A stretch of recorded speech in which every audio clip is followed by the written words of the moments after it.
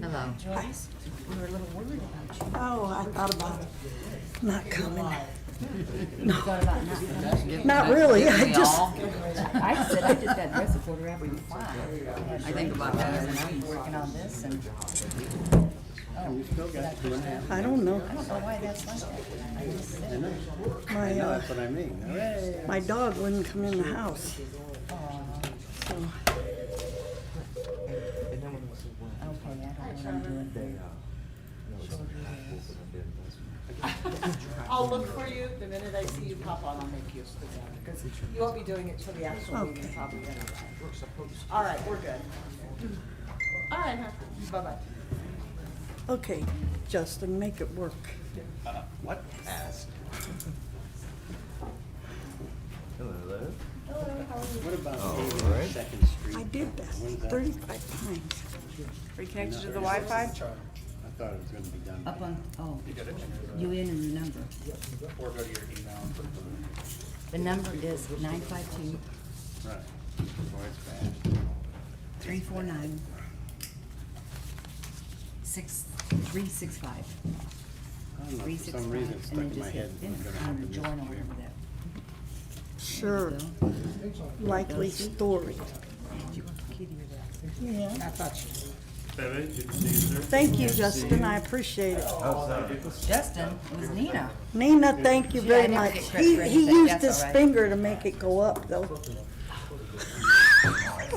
All right, that sure supersedes me giving you that number.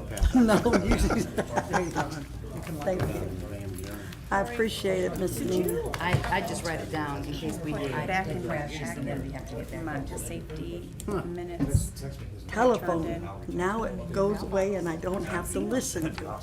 Yes. No, I didn't put them in the packet, they You were hit in the a little- separate thing in the mailbox. Setting? Setting. I don't have to. Okay, just because I Let me go check my I car. just gave it to you, I didn't keep a copy, so I wanted to just make sure that I report Telephone, correctly in that. and now this is muted. Oh, okay, because I did turn. I mean, it's not Yeah, gonna be but told. you Oh, can okay. still The whole hear meeting when I need it. until, but when you do it that way, good. It was- it won't have any feedback. Because I turn off my thing, I never. Yeah, but you can't turn it completely off. Did a lot of Do you have to do that every time? Every time you turn it back like on. graduation yes. party, and then we went to the property for I don't have couple to be up hours. there. I don't see me anyway. Oh, it says You've never Joyce. played it before? My camera's not on. Oh, Okay, let's get going here. Well, Okay, today is Monday, June 21st, 2021. Later on, we will go into our committee of the whole meeting, but right now, we will go into individual committees. And first committee up is Streets with Mr. Greer. Mr. President, is the recorder around here? That's a good question. I also hear, does anyone else hear an echo? I feel like maybe it's me. but did you hit your, I have my. yeah, but you have to use that telephone setting on settings. I have it on. I have it disconnected from it. That's right. Yeah, yours is, Okay. yours is set where it can be heard. On Mine? settings? Yeah.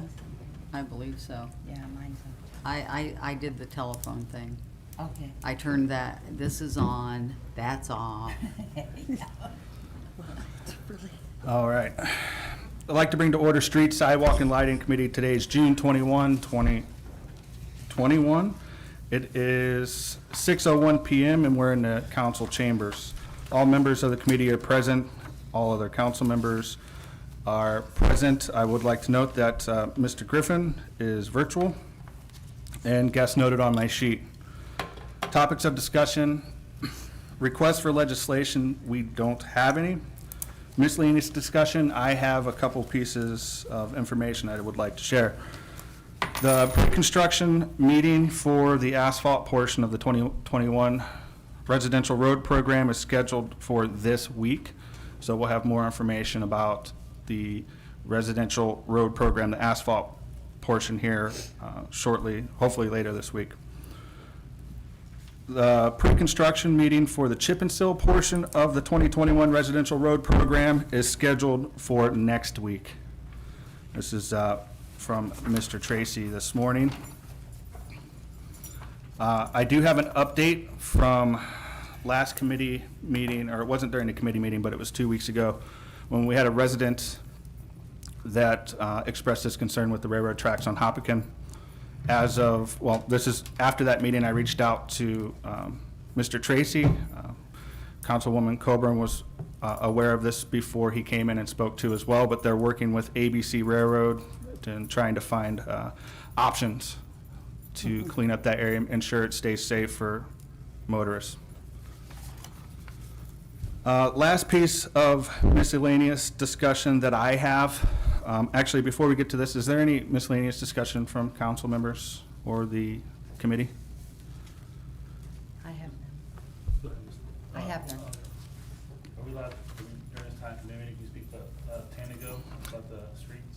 Yeah, so the next piece of miscellaneous discussion I wanted to bring up was in regards to the Second Street paving project that's actually going on here shortly. All the businesses and residents of the Second Street Southwest were notified that construction was going to start here shortly. I wanted to provide a little bit of feedback on Second Street and this particular project. From what I found through just public inquiry online, this project, in 2014, the AMATS, or Akron Metropolitan Area Transportation Study, provided a final report for Barberton biking. That provided, the report stated that the Barberton lacked community gateways and wayfinding, and cited Second Street as being potential collector pathway to downtown. The report also stated that Second Street is very wide for the volume of traffic. Hold on, I apologize, my computer's auto-dimming. And they also suggested that bike lanes be added to connect the towpath to downtown, and also to provide travel using Worcester Road all the way to Fairview, where it would connect to Fairview Trailhead. And this was just recommendations. Also around that time, there was another report titled Connecting Communities in 2014 that was done in collaboration with AMATS and City of Barberton that went and elaborated on this idea a little farther. In 2017, there was resolution 29-2017 was presented to enter into contract with ODOT, Department of Transportation, and included resurfacing of Second Street. After this, at any point, Mr. Mayor, if I'm inaccurate, please let me know.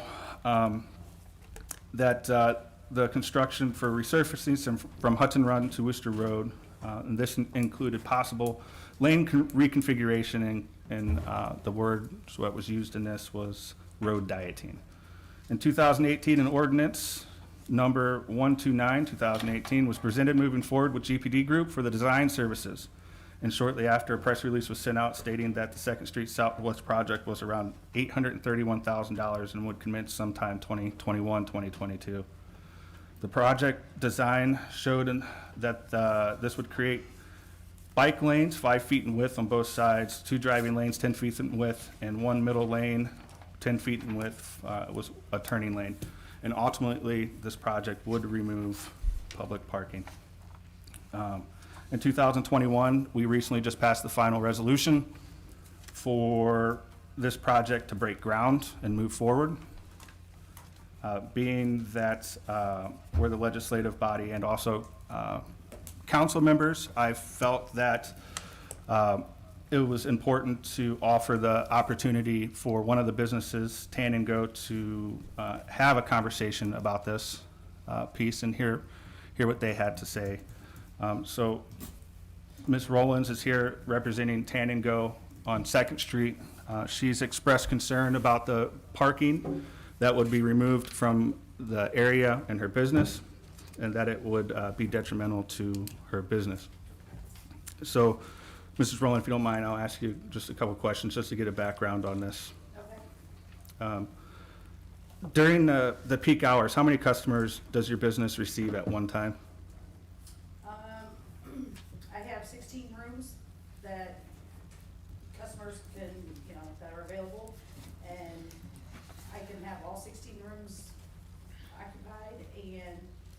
I can have people waiting.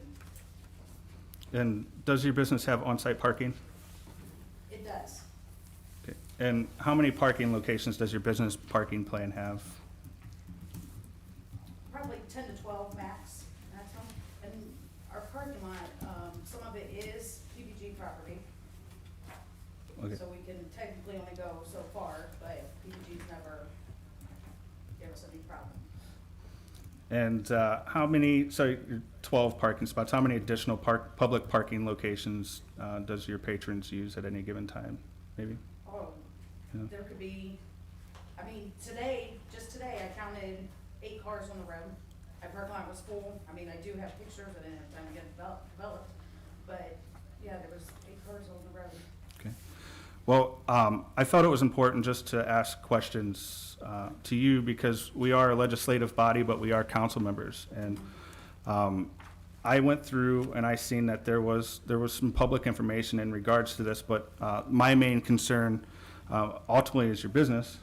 But it's is how we can, for future projects, as I sit on the Streets and Sidewalks Committee, how can we make sure that information is disseminated for any proper, like, future projects, so that, Well, better disseminated? I mean, you know, we've been in business for 26 years, and we, you know, we're down there 6 days a week.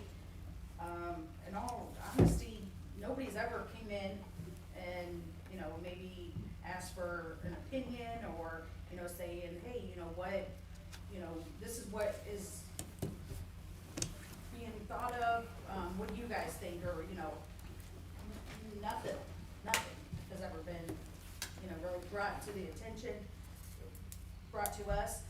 We are also residents of Second Street. I have family members and myself. So, I mean, you know, it's kinda, we've always, you know, parked on the road and, you know, just different things, so there's just lack of communication. All right.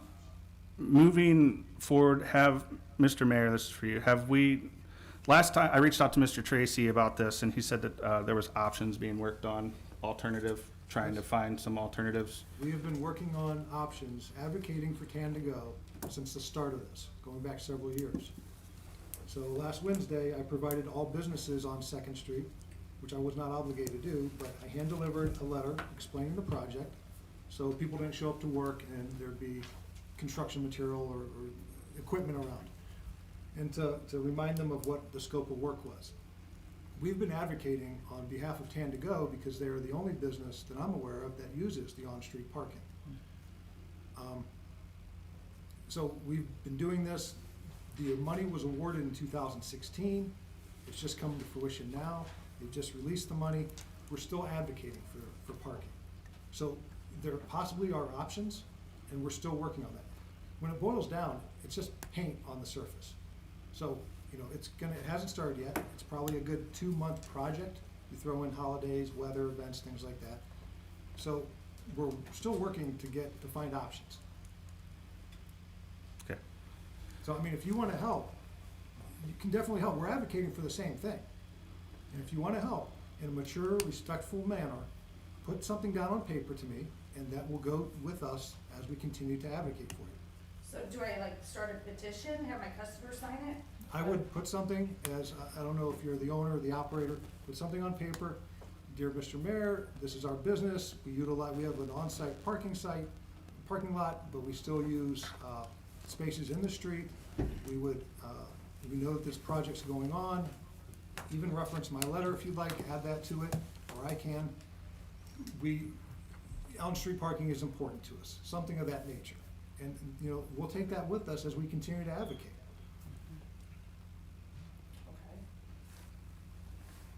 Okay. I can't see you, Sean. I'm sorry. Thanks. I'm Lisa Miller. I'm sorry, I've not met you before. You had indicated that some of the property is PPG property that you're using for your parking lot right now. Have you ever had a survey done of the parking? Yes, or the- they okay. did. And When we first built it, when it was built? yes, in Okay. '94. Okay. Have you have you reached out to them at all about maybe having an easement for parking Well, there? you can't go back any further because there's the cricket it's line. fenced. and Yeah. I there's don't know. fence. I'm So not it's like familiar. where the fence is, I mean, it's basically, Oh, so PPG property is to the rear of your property, not no, to the. it's just basically, I don't know, just a little bit, like you walk out my back door and then there's like a little driveway type thing and then the fence. Okay, so it's just to the rear, not to the left or the No. right of the okay, all right, I misunderstood. I'm sorry, I'm not familiar with that. Thank you. So just moving forward in this, as the chair of streets, I'll provide you with Mr. Tracy's number, and I want to help advocate for the business, the parking, and whatever we can do as council members. I believe that this is in, Mrs. Fry, is this in your word? Mrs. Fry will also be a good contact and advocate, and be able to help you out. So, other than what the mayor said, do you got any other, I mean, this is the legislative, about the project. I just want to make sure that, moving forward, that you have the representation that you need, and we can resolve this and make sure that something like this, doesn't happen again. Yes, okay. Well, this goes back, as you gave I don't have the specific dates as you provided, so I'm assuming that they're right. In 2012, 2013 timeframe, we applied for a $50,000 Connecting Communities grant from AMATS. That was awarded to us. Working with a lot of organizations, the goal was how do we get the users of the towpath off the towpath and into downtown. The towpath runs right into downtown Akron, it runs into Canal Fulton. When the towpath is used over 500,000 times a year, that tells me that there's a huge opportunity, it's a huge asset to bring those people downtown. How does that connectivity work? So, the bridge went in, and that was part of it. Then the Magic Mile, and then bike racks, and a bike share program, and bike equipment at different stations. The Kiwanis put a seat by the bike bridge. We've got future plans to put more signage and wayfinding out to get people off the towpath and into downtown. If you talk to some of the businesses downtown, they have seen a spike in bikes at their businesses. I've got pictures of, 25, 30 bikes in front of Cave, all lined up in the street. So this isn't a guarantee by any means, but it increases the opportunity and likelihood. When you have 500,000 times that our little 1 mile approximately section of towpath is being used each year, and that comes from Metro Parks, it's a huge opportunity to bring people down. So we're still advocating for on-street parking. And speaking with Mr. Rollins, he's willing to compromise and talk. I spoke to him on the phone and figure things out. So we're all advocating for the same thing. So, talk about lack of communication, just call my office, like I said, and we can sit down and talk, and we can go through all this stuff. And so if you can get me that letter, that'd be great. Okay. Thank you, Mr. Mayor. Mr. Heidick? Thank you, Chair. Mayor, who makes the final call on the striping and all that? Is that AMATS? I'm not sure if it'd be the full AMATS board, because that would be, multiple counties. But we're working with our consultant, GPD. It's run by the state of Ohio, so there's many people involved in this project. So the stronger we can advocate, Thank you. Mr. Bevick? Thank you, Chair. So just for clarification for Christie, what exactly do you want her to provide? Do you want her to provide parking options? Do you want her just to No. provide in writing just how it's going to affect her business? in a mature, respectful way, put on paper how this will impact your business and how you utilize or need the spaces on the street. How many years you been in business, that whole 9 yards? Yeah, I think the longevity of your business is an asset to put in the letter. That, despite the fact that, I don't know what the average time is for a TAM, let's say 15 minutes. The turnover could be very quickly, but still, that's still cars coming in and out. You have an on-site parking area. It's not striped. So I don't know how many can truly fit there. I didn't do the calculations, but the on-street parking provides convenience and it provides extra spots. But, you know, as I explained to you the other day, we are gonna be replacing some curbing on Second Street. I don't know the exact locations. Some sidewalks will be replaced.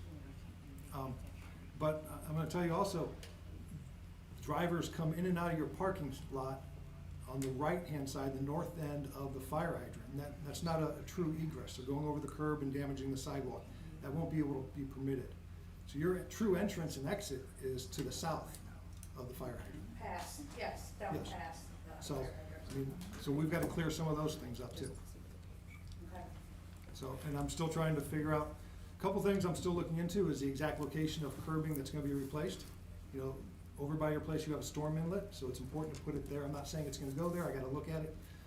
But directing water to the inlet's important, protecting the fire hydrant's important. And then I'm also looking to see what, if any, public outreach there was by either the city or the consultant at that time. Chairman? Mr. Heidick? Thank you, Chair. Ms. Rollins, the street next to it, Tracy Avenue, is there anything on there? One house. Well, there's a house on the corner, Mhm. but that is still considered Second Street, and then the house behind it. There is a house behind it with a Tracy Avenue address? Yes. Okay. So there's one house on that. Okay, I was looking at the map and I couldn't tell if that was a garage for the house I on. think we talked about that house one time. That was, yes, we did there, but just looking at the satellite image, I couldn't tell if that was just a part of the same property as, what looks like 216 Second Street. Okay, so yeah, it's behind. Do they enter and exit off of Tracy or off of Second Street? Off of Second Street. The house that Oh. you would consider to be on Tracy Oh. enters up? Tracy, in the alley. Mm-hmm. Okay. Do But- you use Tracy as do people park on Tracy? According to Google Maps, there's two Tracy Avenues. So directly to the north of your building, I believe where you park, I have to check our maps versus Google Maps. Right. Could be different. But Tracy Avenue is I guess a paper street. It looks like your building runs right alongside of it on the north end. And then you've got two properties or parcels with homes on them, and then another Tracy Avenue goes back a little further. So would it go around? Like No, to it seems like Palmer? it seems like they both dead end, but I think the Tracy Avenue where you park circles around the back of your building. Is that what you're seeing? Well, the Yeah. southern Tracy, if there's no addresses to it, could it be vacated? Oh, Yeah, this well, one. the Okay, so property's this on is both my sides, so if driveway. that house, Right. they'd have to say yes or no. Right. There's a creek. They gonna let us Yeah, swim across there sometime? we park here. Okay. Well, I don't know what was that Tango to go before. Yeah, they use a lot of street parking. They use a lot of street parking. They use a lot, yes. I know they do because I Yeah, 'cause my there's skin a- cancer, there's a that's where I Tracy tan. Tracy. Yeah. I don't know why that is, but We keep it- It's always nothing's busy on that one close to the and building. parking lots We don't know always full. Yeah. Well, you would think. She does it like you say, paper street. All right, so Ms. Rollins, it seems that the mayor has said that he's willing to try to advocate, if we can get that information, get that to them.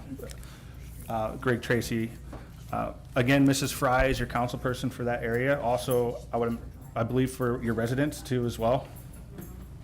And so she'll be a point of contact, absolutely. And I can make sure that you have all that information. Please. And we'll go from there. We'll make sure that what the mayor just said that he would like to try to help advocate, we'll make sure that that gets to the proper channels. Mr. Mayor, thank you for the explanation. The reason I wanted to explain the history is that I'm new to the Streets Committee. I wasn't really following this at the beginning, so I did my research all the way back from when this was first a study in 2014. There was actually 2 done, and then all the way up. So I just wanted to make sure that we were all on the same page of what was happening here on Second Street. It's been public for the most part, but I did have to reach out and get the designs from Mr. Tracy specifically because I couldn't find them. And I don't know, at the time, when this information was released, if that was released too as well, to give a visual representation of what was happening. But I just wanted to bring it up so we can acknowledge what was going on currently and how we could possibly help prevent this from making sure information is disseminated better. We can always do a better job at disseminating information. Mr. Jaber? Christie, before this whole, since last Wednesday, were you or your father aware of this or any communication? Just like hearsay, never, you know, like, hey, this is how it is. When, Mr. Judge brought the letter down to me, you know, he's like, you are aware of it, yeah, you know, this is gonna happen, you know. And then, once we sat down, you know, opened up the letter, sat down and really read this letter, it was like, oh my gosh, you know, do you know what's gonna happen if this project goes through, you know, with the bike lanes? You know, my business is gone, you know, I will be done, because even, you know, right now, when I'm busy, my customers will say, hey, you know, I was gonna come tanning at lunch, but it was packed and we kept on going. Or, you know, they'll say now, gosh, you know, there's nowhere to park out here. And the street will be packed, and also, you know, my parking lot as well. Now, are we gonna have 2 bike lanes or just 1 bike lane on each side? How's that gonna work? One on each side. One each side? Cause there's a house down the street, down by, they don't have a driveway, correct? Yes, yeah, Has right anybody up, contacted, have you talked to him at all yet, or no? no, cause they have no driveway. That's gonna At affect 149. him too. Well, if we can get, would you be willing to talk to them? Get them on board, Yeah. provide some feedback? Because I know, cause, you know, that was an alley, you know, right next to there, that was an alley. And, so I don't know, I mean, I've gone to the tank salon in the morning and I see that they're parked on the road and they have a ticket on Thursday night. And I'm just like, oh, you know, and now that B&W uses their parking lot all the time, you know, you kinda can't park over there any longer. And B&W, they use that one street, like, it's full all day long. Yes. I mean, you see the guys leaving at 3 and it's always Well, like that. and you know, that's what I'm surprised too, of knocking the, you know, the street down, especially with B&W traffic at, you know, 3:30, you know, because some days it's hard to get out, pull out driveway or whatever. Maybe we advocate this maybe for 1 bike lane, if that's possible. Well, You have to have 149 does have an entrance there. It doesn't seem to, it seems to go to the back of the properties on Diamond Street. It doesn't seem to be dedicated. So it seems to be next to between Topcraft and 149. Yes, that used to be an alley. Alleyway. Okay, it doesn't show on Google Maps as a city dedicated alley or anything. Yeah, but- well, they tore a house down. They tore a house down on Diamond, and then, I don't know, nobody ever really uses the alley. Now the people, that live at 149 Park back there, I've noticed. They have like a camper and whatever, the car back there. But yeah, at one time it used to be, Maybe, like I said, Mrs. Fry, Mr. Greer, and the mayor, they'll help you advocate. I think personally I would do it, advocate for just one bike lane for traffic. I mean, and keep the one sided for And then, residents and businesses. you know, what happens in the winter when, you know, here's this bike lane, nobody's riding bikes. I mean, you don't see it. There's a bank over there too. I've seen a couple businesses. Credit union. Yeah, I've seen a couple customers parked there before, on the street right there. You walk up there, so they have a park on the back, sometimes it's full. Mhm. That bank there personally, so.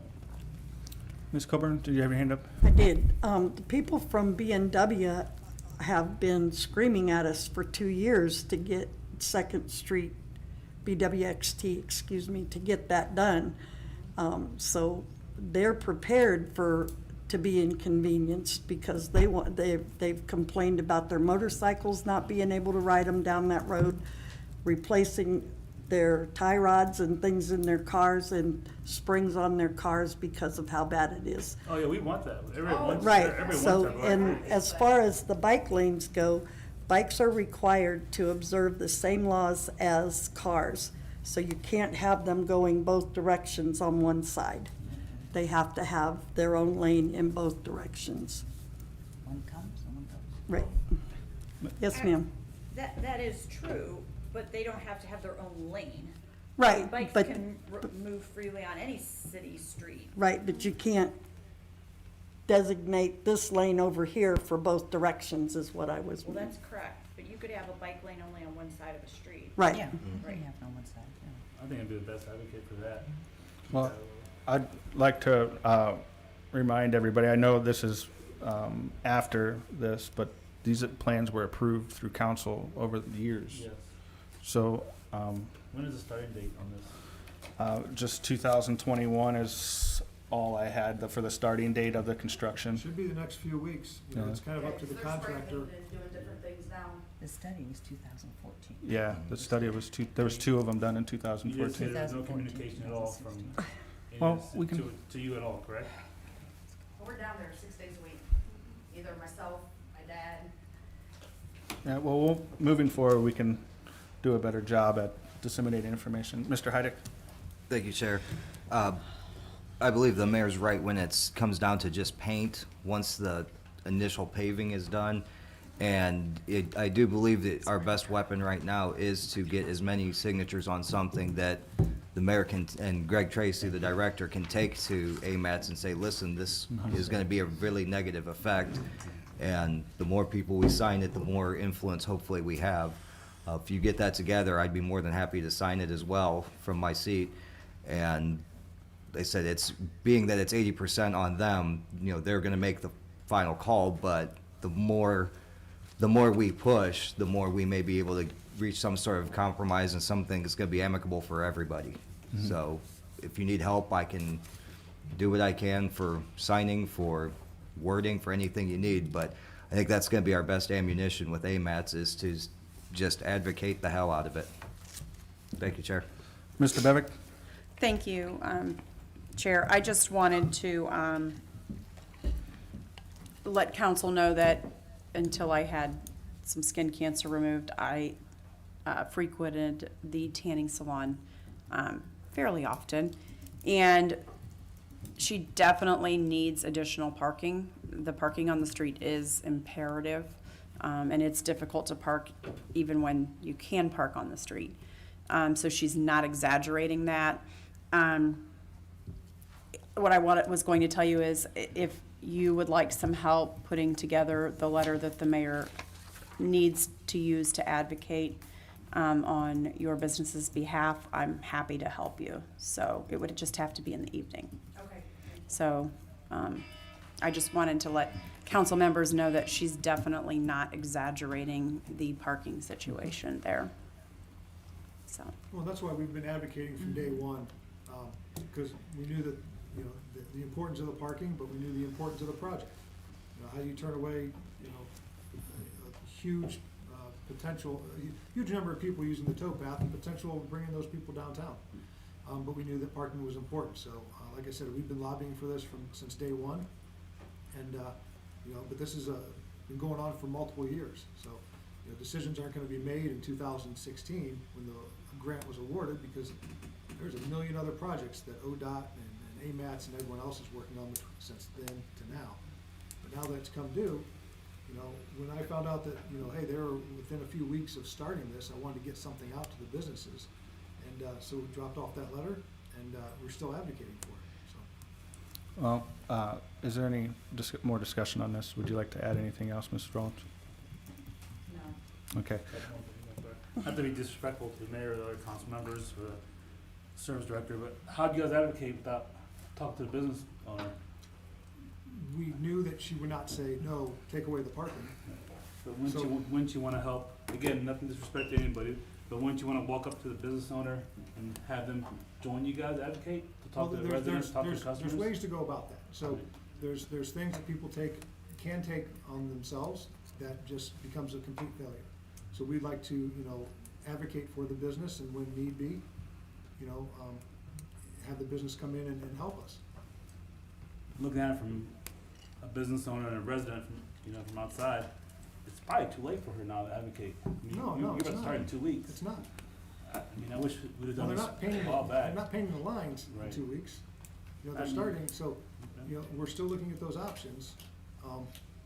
But you don't always have to get the business involved, because sometimes it can lead to not the ending that you want. Again, no disrespect to any council members or the mayor, just wish we would've done it differently. Well, Advocate. I mean, we're the ones that applied for the grant, we're the ones that defended the grant, we're the ones that received the grant, we're the ones that had the communication lines open, and so we're the best people to advocate for it. And this grant's 80/20, correct? Correct. So if we didn't have this grant award, this would eat up probably the 90%, if not all of our yearly allocation on this one street. And, you know, it's probably been, I don't know, close to 20 years, if not longer, 30 years, since the street's been repaved. It's probably between this and Fifth Street Northeast, those are probably, in my estimation, the worst two streets that are heavily traveled. Thank you, sir. Yes, sir. Well, Mr. Mayor, thank you for the insight. Ms. Rollins, thank you for coming in, and everybody that had input on this.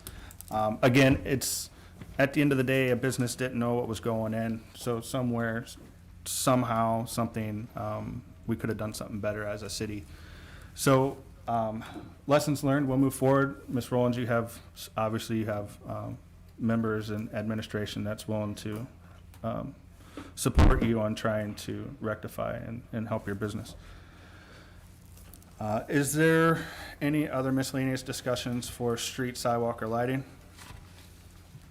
Seeing none, do I have a motion to adjourn? Motion made by Mrs. Angeloff and seconded by Mrs. Fry. Street, sidewalk, and lighting is adjourned at 6:33 p.m. Okay, thank you. Next up is Environmental Health and Social Services with Mr. Jaber. Thank you, Mr. President. Environmental Health and Social Services, meeting June 21st, 2001. Time is 6:34. And we're meeting in council chambers. All members present. Mr. Griffin is virtual, and all other members noted. We have no new requests for legislation, and open this up for miscellaneous discussion. Members. We have a health committee, I believe, Mr. Mayor, Wednesday, correct? At 4:30? Correct, Here. 4:30. Council chambers. Yep. A meeting for health committee, if anyone wants to come, join us. It's at 4:30 this Wednesday. All right, and seeing no hands or hearing nothing, motion to adjourn, please. I'll make that motion. Thank you, Mr. Heidick. Mr. Griffin, seconded. Mr. Griffin, second. Thank you, Mr. Griffin. And we are adjourned at 6:35. And with that, I pass, sir. Thank you. Okay, next up is Planning, Annexation, and Codes with Mrs. Angela. Is it on? Yeah. Thank you, Mr. President. I'd like to call to order the Planning, Annexation, and Codes Committee meeting. It is Monday, June 21st, 2021. It is 6:35, and we are present in council chambers. All council's present, all committee people are present, all council are present except for Mr. Griffin, who is virtual. I have my guests as noted on my sheet. Topics of discussion.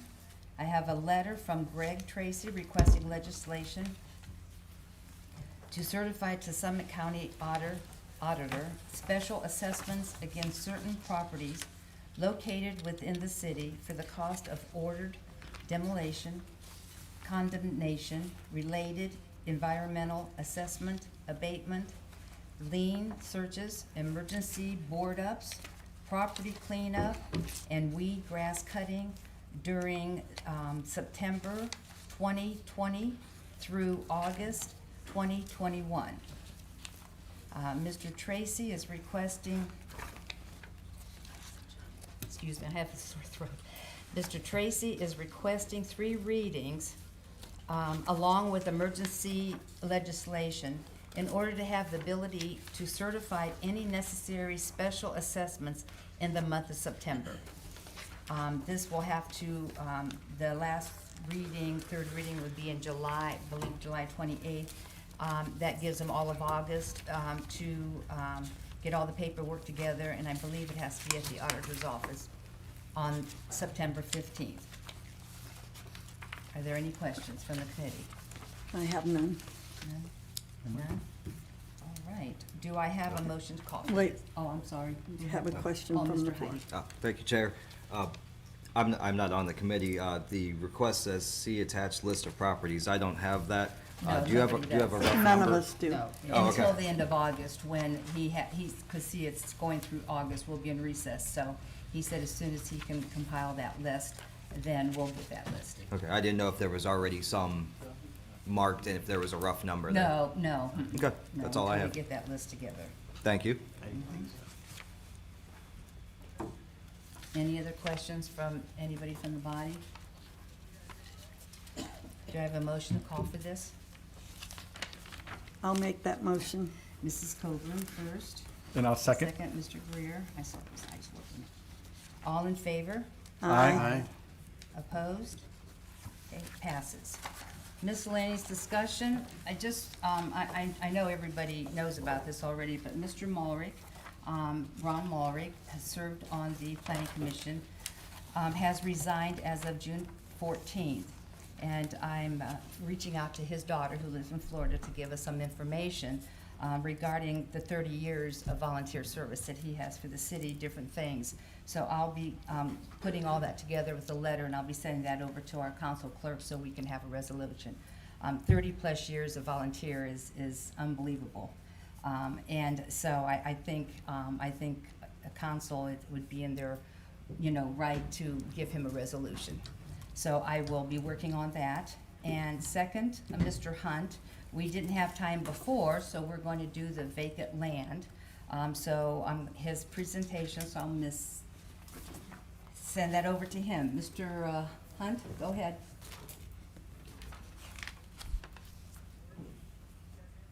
No. Can't hear you.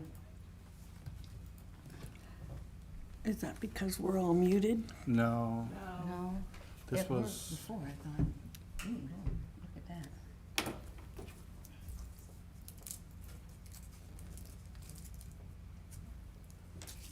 Should be working. Everything is synced. He's talking. Mr. Hunt, we can't hear you.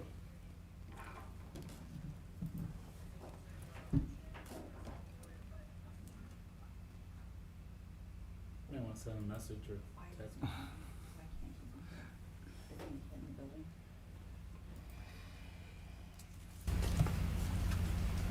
Try it now.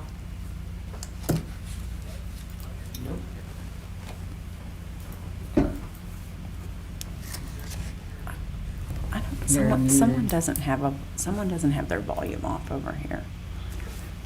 Carol's. I have it off. No, when you see the Tell her, red Carol, tell her. key, it's not. All If I you know is can I've listened to an echo. She started, settings Mr. over Bennett. there, and then where it says audio, hit the word telephone. It has to be done every time we turn them on. It says audio is off, but I can't.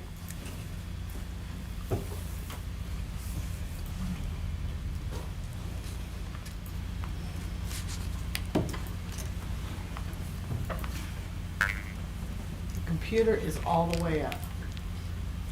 Hey, Lori, can you change the speakers? You were messing with the microphone one? That's not good. You said here, I'm gonna jump out of my seat. Computer audio Can is he, on. can he come up here? He's coming up, Okay. down. It's coming down. Trevor, if you can hear us, can you come down?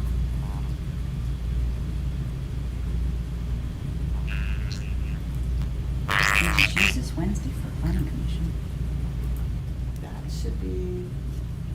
It should be looped back. Yeah, for the microphone. The speakers, it's not playing through the,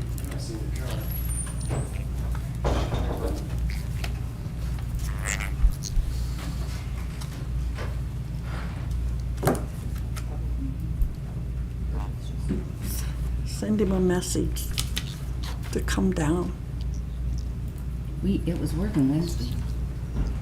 Is that, we had a split screen, with a bunch of people on there from. Who's doing it? He was doing it from up there, so that it could- Oh, so we can show us the maps. Yeah.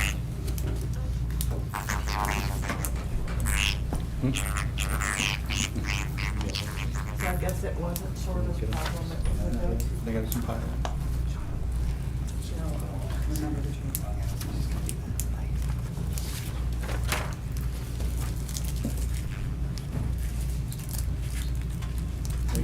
They need to, we need to get, we should get I mean, we have run during the design review board and the planning commission. so just be.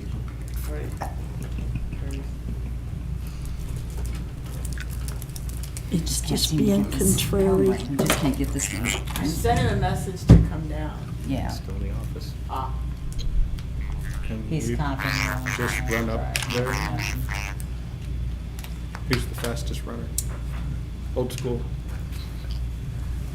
I don't think my lung capacity can take the run any. okay.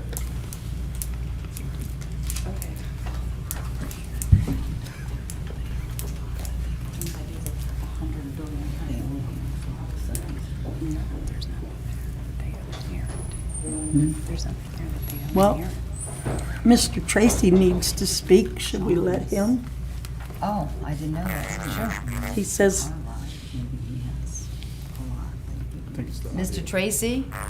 Nobody on go-to can be heard. There it is. He's copying it on flash drive, so he can bring it down. Can't hear you. I love this technology. Yeah. I don't know who it was. I taught his kids. What's it say? Intern, and microphone up. I don't think council can hear us. That's what he told me. where do you see that? Oh, up He there. just copied it on Yeah, a but flash drive. Mr. Tracy says he needs to speak in planning. Okay, he said he's copying it on a flash drive That's- and will bring it down. Mr. Hunt. It said Greg Tracy to everyone. Yep. He's talking about Mr. Hunt. So ask Mr. Tracy to speak. I would move on to the next committee report. Trevor needs to get a flash drive to, I'm gonna get one for my office, so Okay. that might take a couple minutes. I don't know, I just didn't know. All right, we'll continue with that. We'll go right into finance and personnel with Mrs. Fry.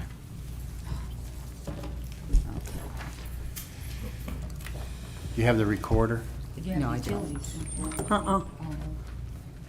We actually don't. I don't think she stopped it, Carol. No, she did not. Okay.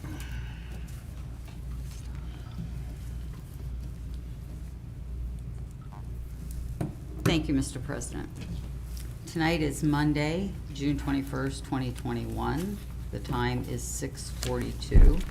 We are in council chambers and everyone is present on my committee, council members, and guests as noted on my sheet. Mr. Griffin is meeting virtually because he's not feeling well.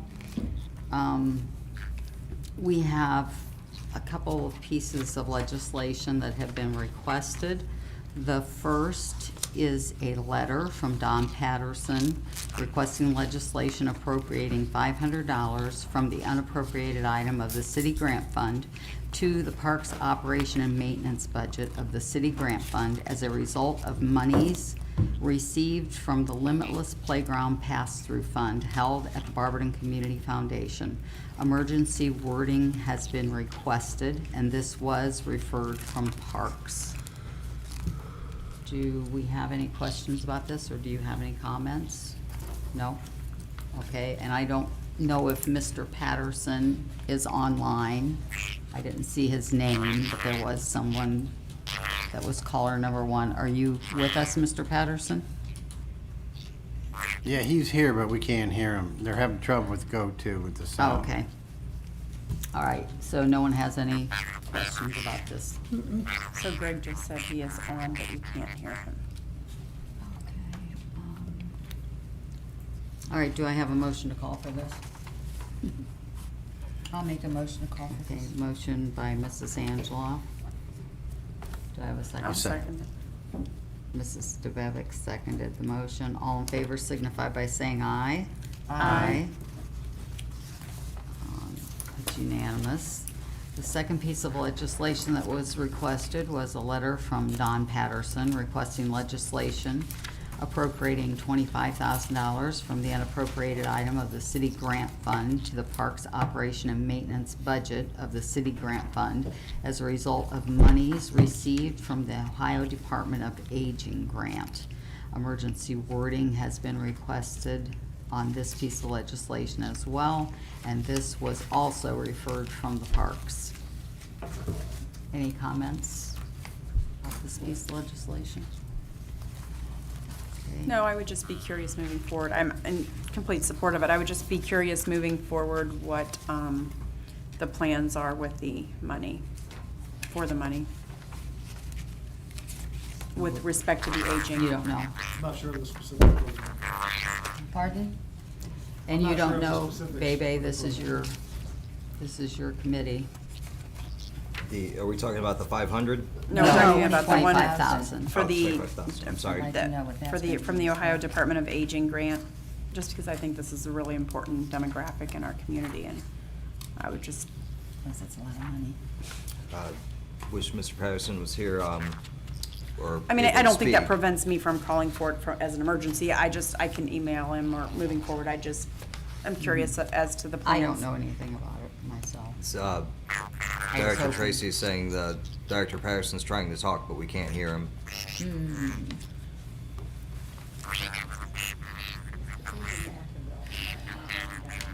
Come on. You know how many steps you could get? Well, I'll make a motion that we call for this piece of legislation, and I'm sure that Mr. Patterson will provide us He an just said it's update. a grant for COVID for the senior center, Oh, okay. is what Director Tracy's relayed to us. So what are we, I guess I'm curious as to what we're going to use it for. Programs, cleaning supplies, masks, what, that's what I was just wondering, what our programming for our aging population. I would assume it'd be programming as masks and cleaning supplies. Everything you just said is what the director said.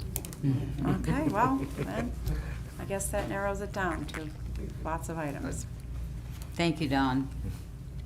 You still Yeah, wanna I'll make a motion. Okay, motion made by Mrs. DeBevick I will and second. seconded by Mrs. Angeloff. All in favor signify by saying aye. Aye. This also passes unanimously.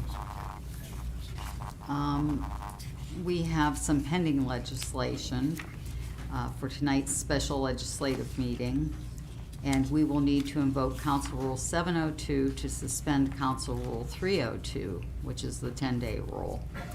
And this is for an ordinance opposing broadband restrictions that is in the omnibus budget amendment that was done without any comment period or any discussion. And this is to limit cities from having their own broadband.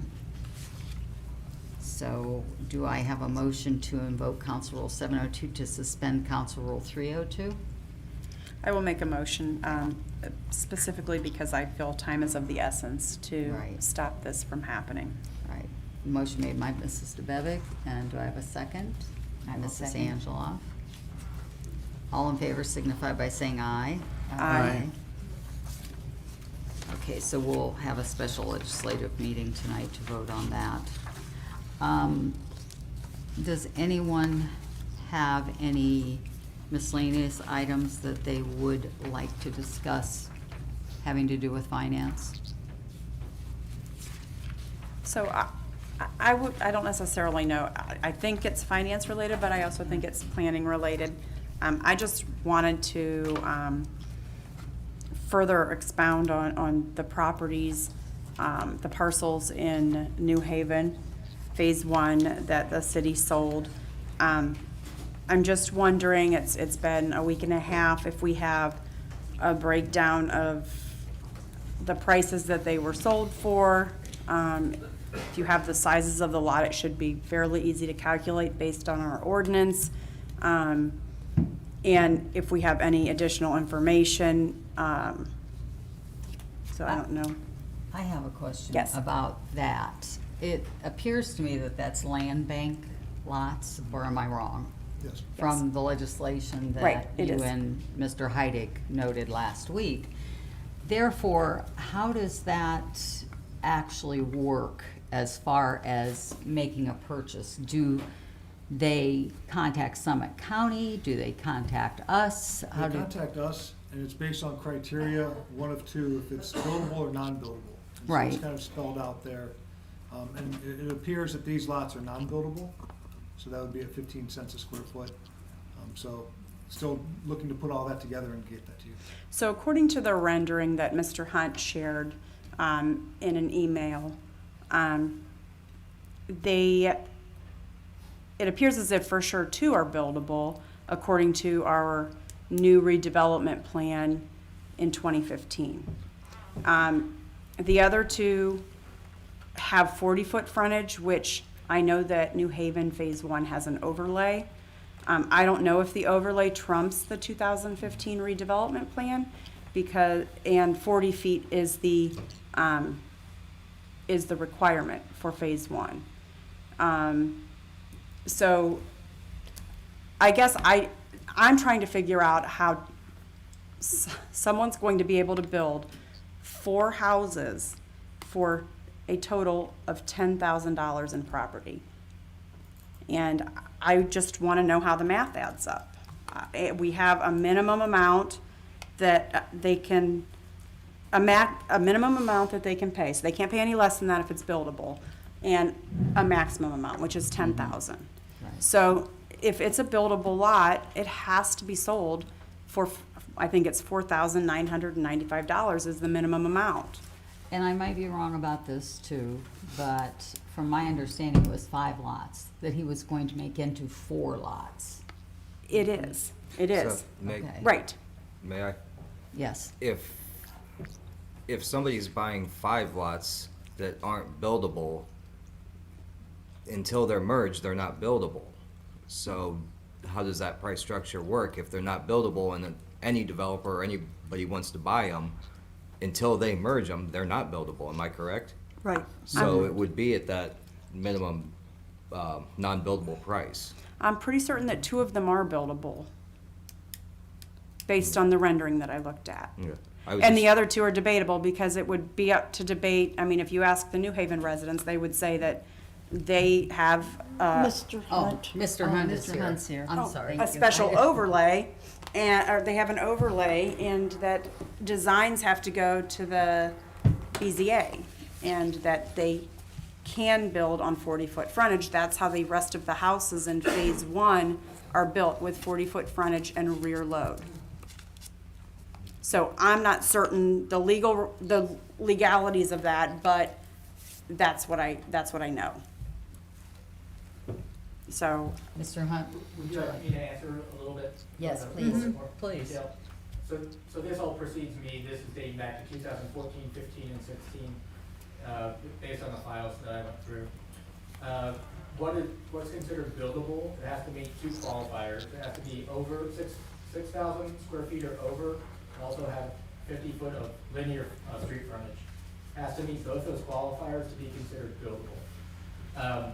I'm hoping that the presentation that I give later tonight will start us down a new path of thinking about how to dispose of vacant land in the city. So hopefully this may not be as much of a question after this evening. okay. So can you tell me, I'm certain that you all have looked at the renderings that I did, because I'm certain that I'm not the only person that went through to look at it. I mean, not you guys, but I'm certain that Mr. Hunt and the mayor have looked at it. It's their job to look at it, because questions have been asked. What are the sizes of the lots? Are they buildable? Are 2 of them buildable? Based on the 2 qualifiers I mentioned, none of the 5 are buildable as is. None of the 5 are buildable. 0 of the 5 are buildable based on those 2 provisions, so. They have to meet both provisions. Okay. So that was. So I'm confused then how we're gonna get 4 houses out of 5 non-buildable lots. I'm confused about that. That's really not for us to say. If the gentleman wants to purchase these homes or these properties, what he does with them, as long as it conforms with the city rules, I mean, he could buy these, not combine them, and put stormwater retention in or something. So That- as they sit today, they're non-buildable. If there's an overlay, then that would be a legal question of how that interacts. And then the purchase agreement, do we have a purchase agreement? No, I guess that I assumed, or others had assumed that, and I emailed you back on that question, that was included in the title work. So, I'm assuming that right, the answer is no. I'm No, I assuming- was answering Nina's okay. question. So I'm assuming, making an assumption here, that the buyer and his attorney had looked at this. Maybe they didn't, because if this is state law to have a purchase agreement, I would have thought that he would have caught that, or the attorney would have caught that, or the title company. I don't know if a purchase agreement goes to the title company, but no one had said anything. Mr. Heidick. Thank you. I'm with Counselor DeBevic's side. I just want to make sure that we're getting what we're supposed to, especially after something like this year where Counselor Jaber fought so hard to go to auctioning for cars, and it's been beneficial for us that we don't give away property for pennies and that we follow what we're supposed to and get exactly what we're supposed to. And I know that 5 unbuildable lots, if somebody plans on building one house on there, we really can't sell it for the full price because they're buying 5 pieces, not one. Once he tries to combine them, it's already out of our hands. But I do want to make sure that we just get what we're supposed to. Like I said, we did great with getting those cars into auction. It'd be nice to make sure all of our properties are lined up as well. So I guess I'm asking other council members how you feel. My husband is a builder, and 5 lots where, let's just say he could only build 2 houses on 5 lots in New Haven right now for a total of $10,000 total is a steal.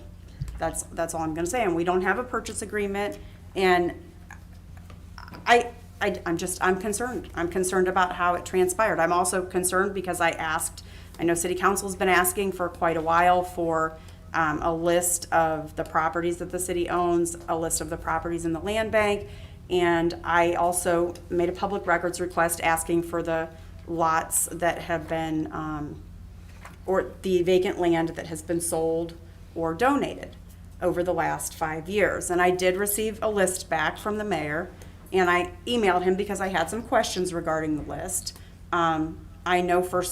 I just asked, first of all, and I did not get a response. First of all, if the list was complete. And secondly, because I know for sure that there's a discrepancy on the list, because I was looking for one lot in particular. And so I think that as council members, we need to be concerned about what's going on with the vacant land.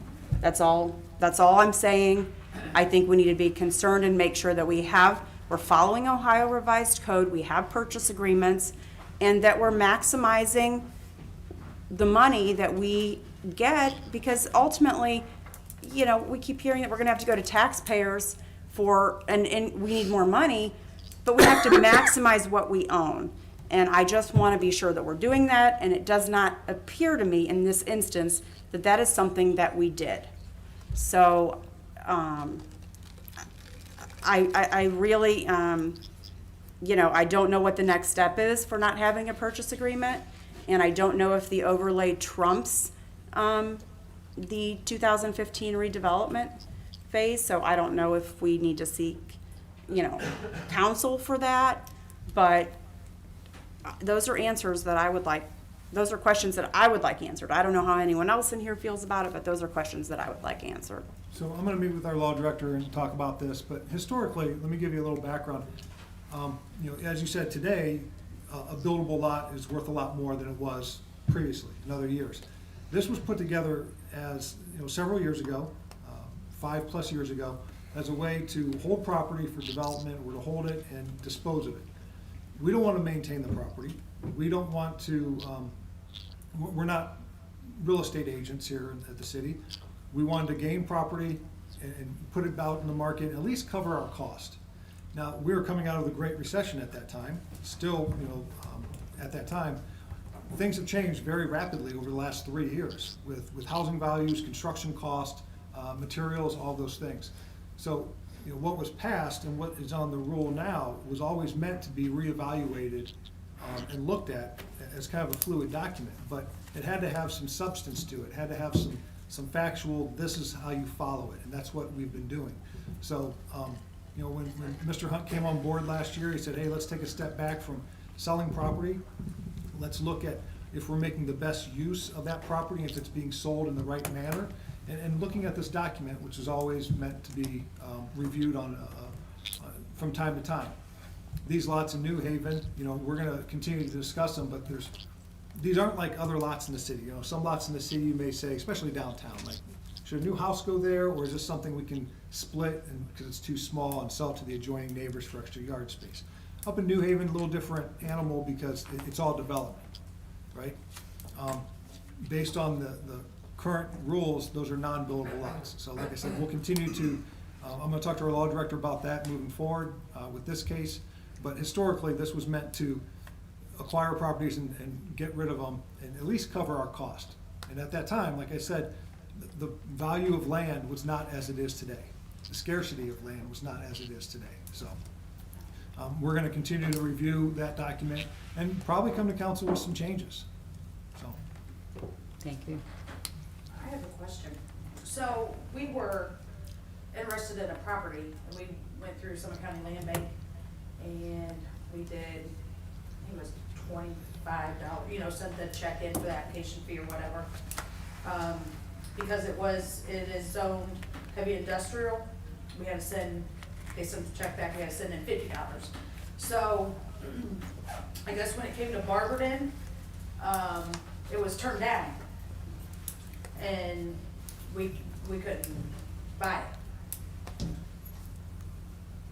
Because what we were told was that it is zoned heavy industrial, and those lots are few and far in between. We have maintained it for 7 years, and we were also told, quit maintaining it. So, how would that work? You wanna get rid of these lots, but then when you go to get rid of them, you're denied.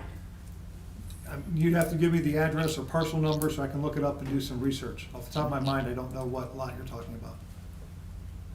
Okay, yeah, it's down on Second Street. Okay. Well, that one's on the corner of Diamond and Second. Yeah, if there's no address, I can look it up through GIS and find a parcel number and be able to do a lot more research. Okay. Should we email you that, or? Yeah, that'd be Okay. great. You can email me that as well.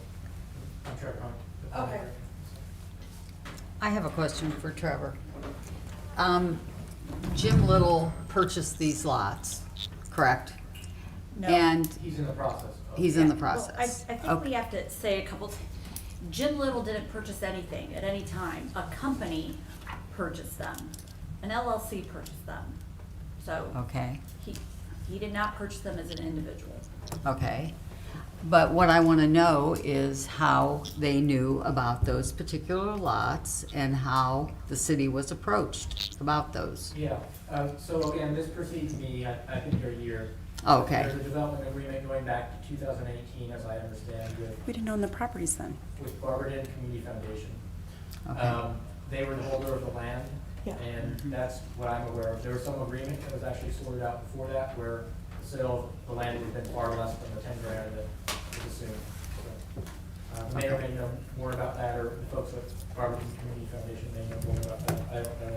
I wasn't here. Mrs. Miller. I know. Okay. Thank you, Trevor. Yeah, Mrs. for Miller. some reason, people really want to focus on this prior purchase agreement. And I want everyone not to focus on this prior purchase agreement. The city of Barberton wasn't a party to that purchase agreement. Summit County Foundation. No, not Summit County.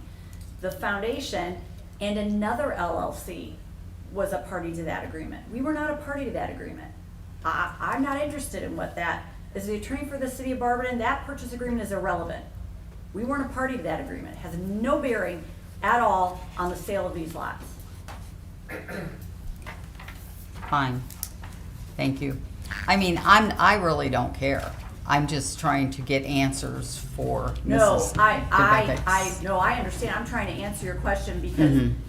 this is about the 5th time I've heard, not from Trevor, certainly not from the mayor, but about this focus on this other purchase agreement, and this agreement is not relevant to the city of Barberton.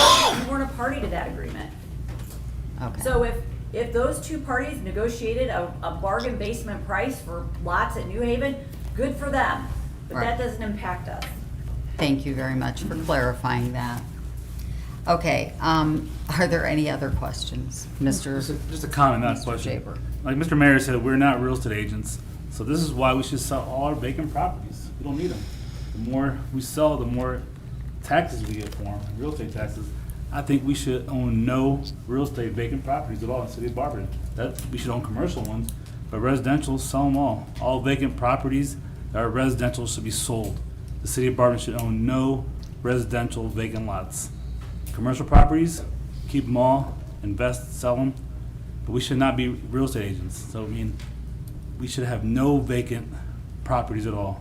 There's lots of residents who want those vacant properties, either for more yards, more fencing, another driveway, and we should just get rid of all the vacant properties in the city of Barberton that we own. We should own no vacant lots. Councilman Jaber, Yeah. according to Ms. Rollins, the property she's inquiring about is zoned industrial. Industrial, but I mean, So we're we'd talking be about other holding on to- properties. but We're we'd not be bringing holding up on Ms. to- Collins. We're not bringing up Ms. Collins. Okay, well, just so That's you know. commercial, that's industrial, it's Industrial, commercial. right. I said vacant residential lots. We should own none. Like the one example on Hoppigan and Sixth Street, that, we got multiple emails from the owner about him wanting to purchase that property. He's been wanting to buy it for 2-3 years, and he's willing to spend $10,000 on that property. Sell it. That's $10,000 extra we can use, and that's for real estate taxes. He sent you over maybe 10 emails this year about problems he's had with the other residents. He wants to put a fence around it. He's willing to pay $10,000 for that lot. That I honestly think is worth $100. If we sell that for $10,000, that's extra $10,000 we can use. Again, we should have no vacant lot residential in the city of Barberton. It should be all sold. Thank you. Thank you, Mr. Jaber. I just want to clarify, I'm not suggesting that we don't sell them.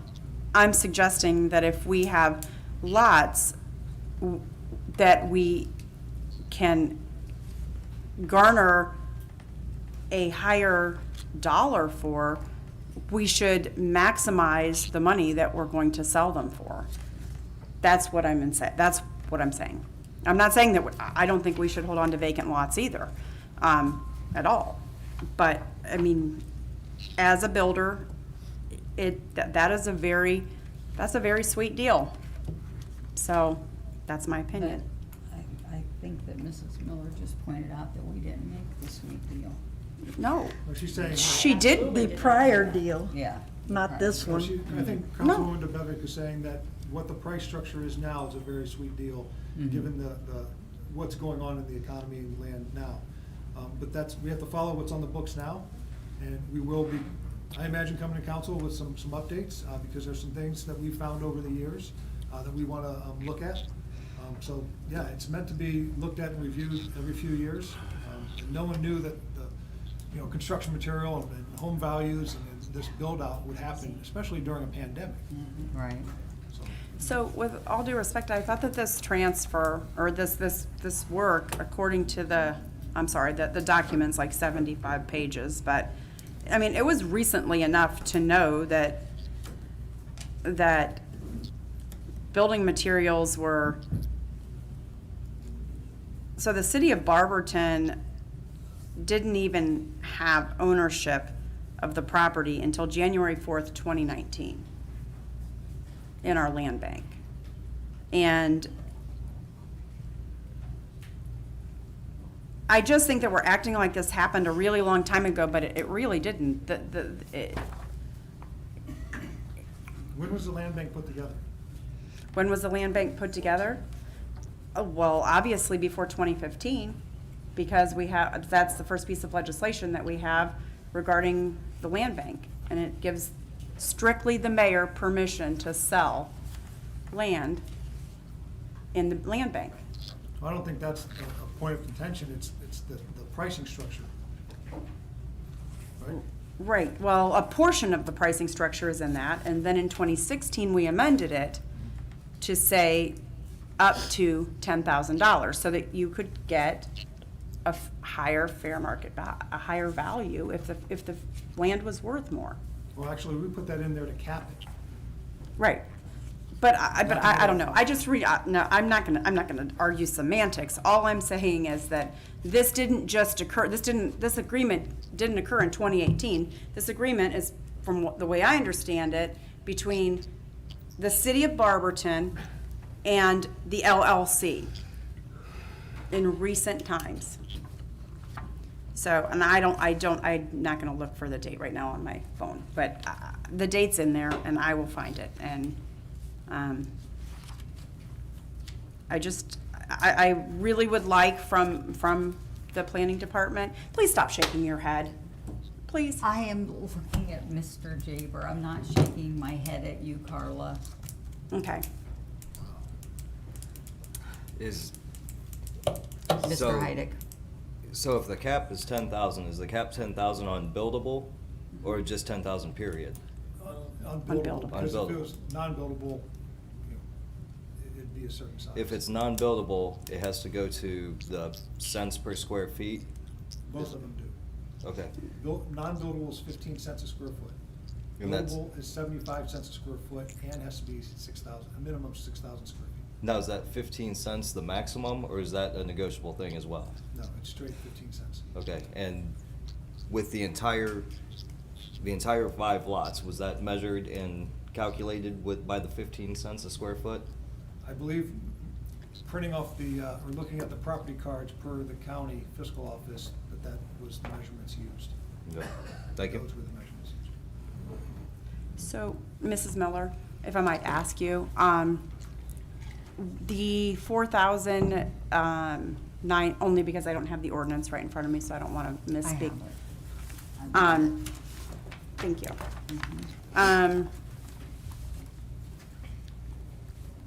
The other one's underneath it. No, right, I know, I'm just reading it real quick.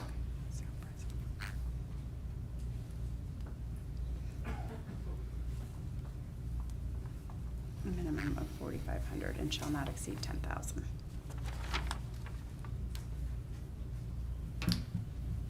Okay, so I guess what's in debate, I guess, in my opinion, what's in debate is, and it should be real simple, if we have the square footage of the lots, and we can determine whether or not they're buildable or not, you should be able to give us a real simple calculation of how much each lot sold for.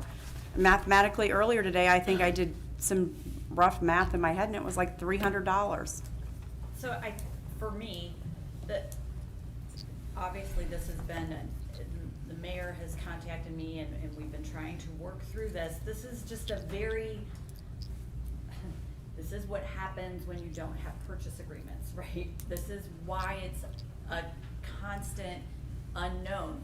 So of the lots on Frederick are 40-foot frontage, right? And in any other part of, that's a buildable lot, right? So when you look at initially, when I looked at it initially, I was like, well, those are buildable lots, but they're not buildable lots because according to that, the land bank ordinance, the lots are now 56-foot buildable lots. So 50 minimum. 50 minimum. So then you take what all of us normally know in the city as a buildable lot, and now that's not buildable anymore because it's coming out of the land bank. So it just lends itself to confusion. Now I will tell you, of the 5 lots, I don't bet, but I'm betting one of them is buildable. I specifically remember sitting down with Stacy, going through the 5, and one was buildable. So that lot came out at a different price. One is like an odd-shaped lot that sits on a corner, and there's another lot, and that one's supposed to be merged with the second lot, and then the other lots are on Frederick, and those are the 40-foot lots. Those are the 40-foot frontage lots. So there's 5 lots, and one is the pie-shaped lot and two are 40-foot frontage, and it just becomes not the clearest picture of anything we normally do. If you go through council minutes and you see us buying or selling lots out of the land bank, before the 2016 ordinance, it'd be like we're selling what Mr. Jaber said, 100 West Hoppigan, $400, 100 West Lake, $400. I mean, it was very simple. They were unbuildable lots in areas where you were selling it to a neighbor, and we put deed restrictions in it. You can't build on it, you can't do anything to it, those kind of things. Those were very simple. This is just different, and it's lended itself to a lot of it's unclear. I was trying to say clarity, but that's not clear. It's the opposite of clarity. So it's a struggle. It's just struggling trying to figure out what, like I said, when I first looked at it, I thought 40 foot was buildable. It's not, because it's coming out of the land bank. And So- these rules were put together not because of New Haven, because that was a development that was going on, right? No one knew that there was gonna be a foreclosure and Forest City would go under and all that stuff. This was geared towards the rest of the city. So it made more sense, so. So I, as the attorney for the city, going forward, what we need to do is take the 2016 ordinance that sets forth, and mayor and planning director and council need to sit down and decide what they wanna do. I mean, is every unbuildable lot transferred for X amount of dollars or by a calculation? What, are you firm with what the definition of an unbuildable lot is? Do you want it to say, cents per square foot to market value? I don't know, those aren't my decisions, but, these are questions you have to look at it. And you know what you need to do is you need to calendar this for your clerk to say it needs to be revisited every year. To sit here and be, upset, that this is not the right calculation is a failure on all of our parts to not pay attention, right? So, $10,000 for a buildable lot in the city is probably not right, no matter if it's in New Haven or anywhere else. But that's what we passed and no one followed up on it. So that's our responsibility, and by our, I mean everyone here's responsibility. Thank you, Mrs. Miller. Any other comments? To add to the conversation, I just want to Mr. mention. Hunt, What I okay. hope to, thank you, Council. What I hope to address tonight, really digging back on the conversation, and I think this will provide some more answers. I know not every answer, but I'm hoping to share that with you all. Okay, with your presentation? Yes, Okay. it's vacant land. Thank you. All right, I think that we've gone about a half hour, so do I have a motion to adjourn? I'll make a motion to I will second it. Angela, and seconded by Mrs. DeBevick. And we are adjourned at 7:17 PM.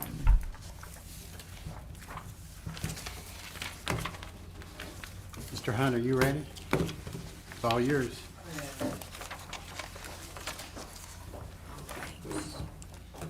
Lori, is it okay if I? Yeah, if Do you have if to- you do it to there, it'll show up there. Do we have to record his? Wanna give it back to plan. planning? It'll go back to, I'll put Oh. it back Yeah. to the planning. Okay, there you go.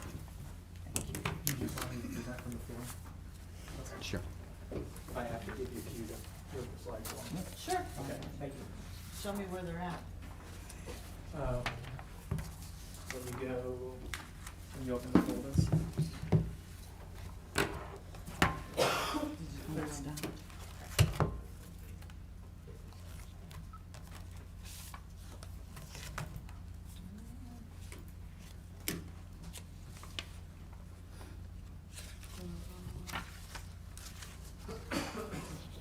So it should be, not sure about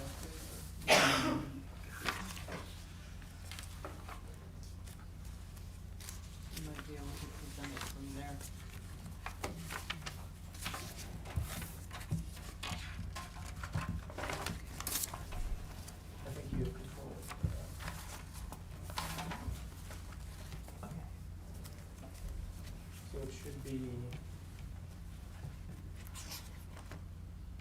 secondary, no, I don't think it's that.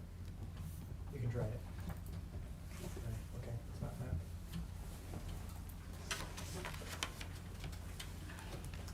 Tell you what, Can we try it on your computer? let's try it.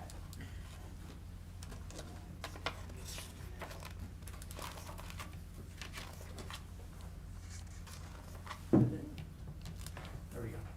The PowerPoint, the last document.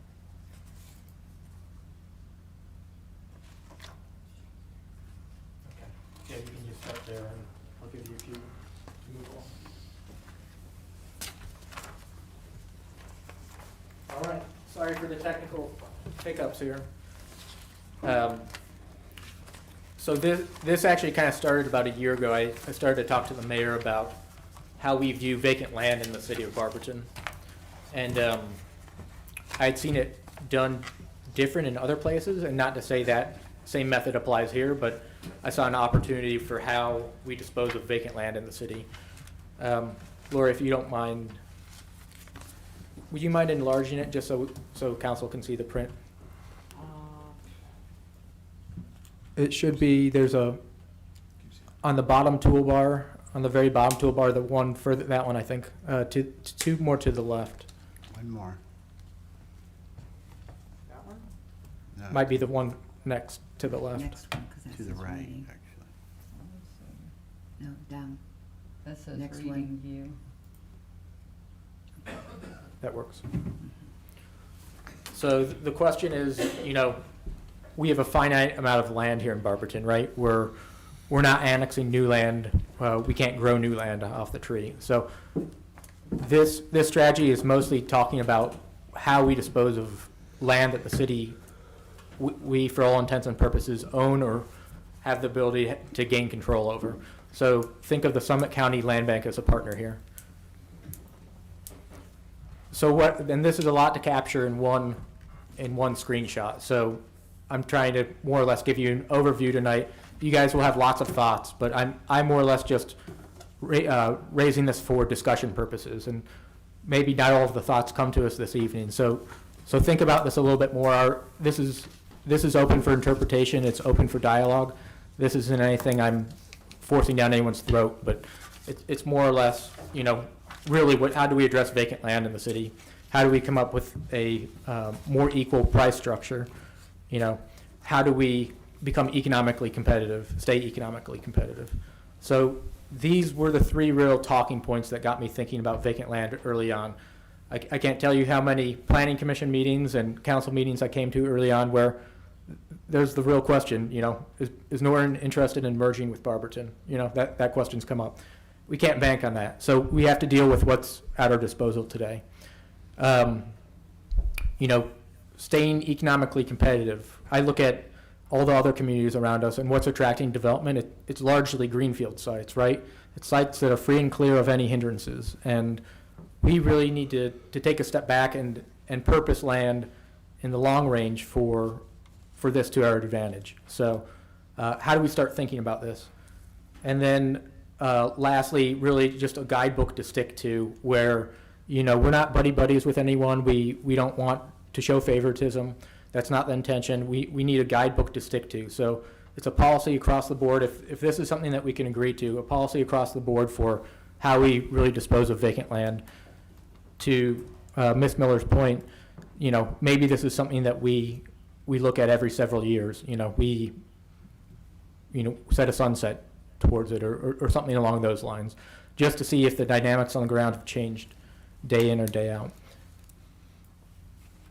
So I kind of mentioned this is the logic that I'm getting into here, but it's broken up into three categories: available land, which you'll see there in green, provisionally available, and I'll get into what that means in yellow, and land to hold on to, identified in blue.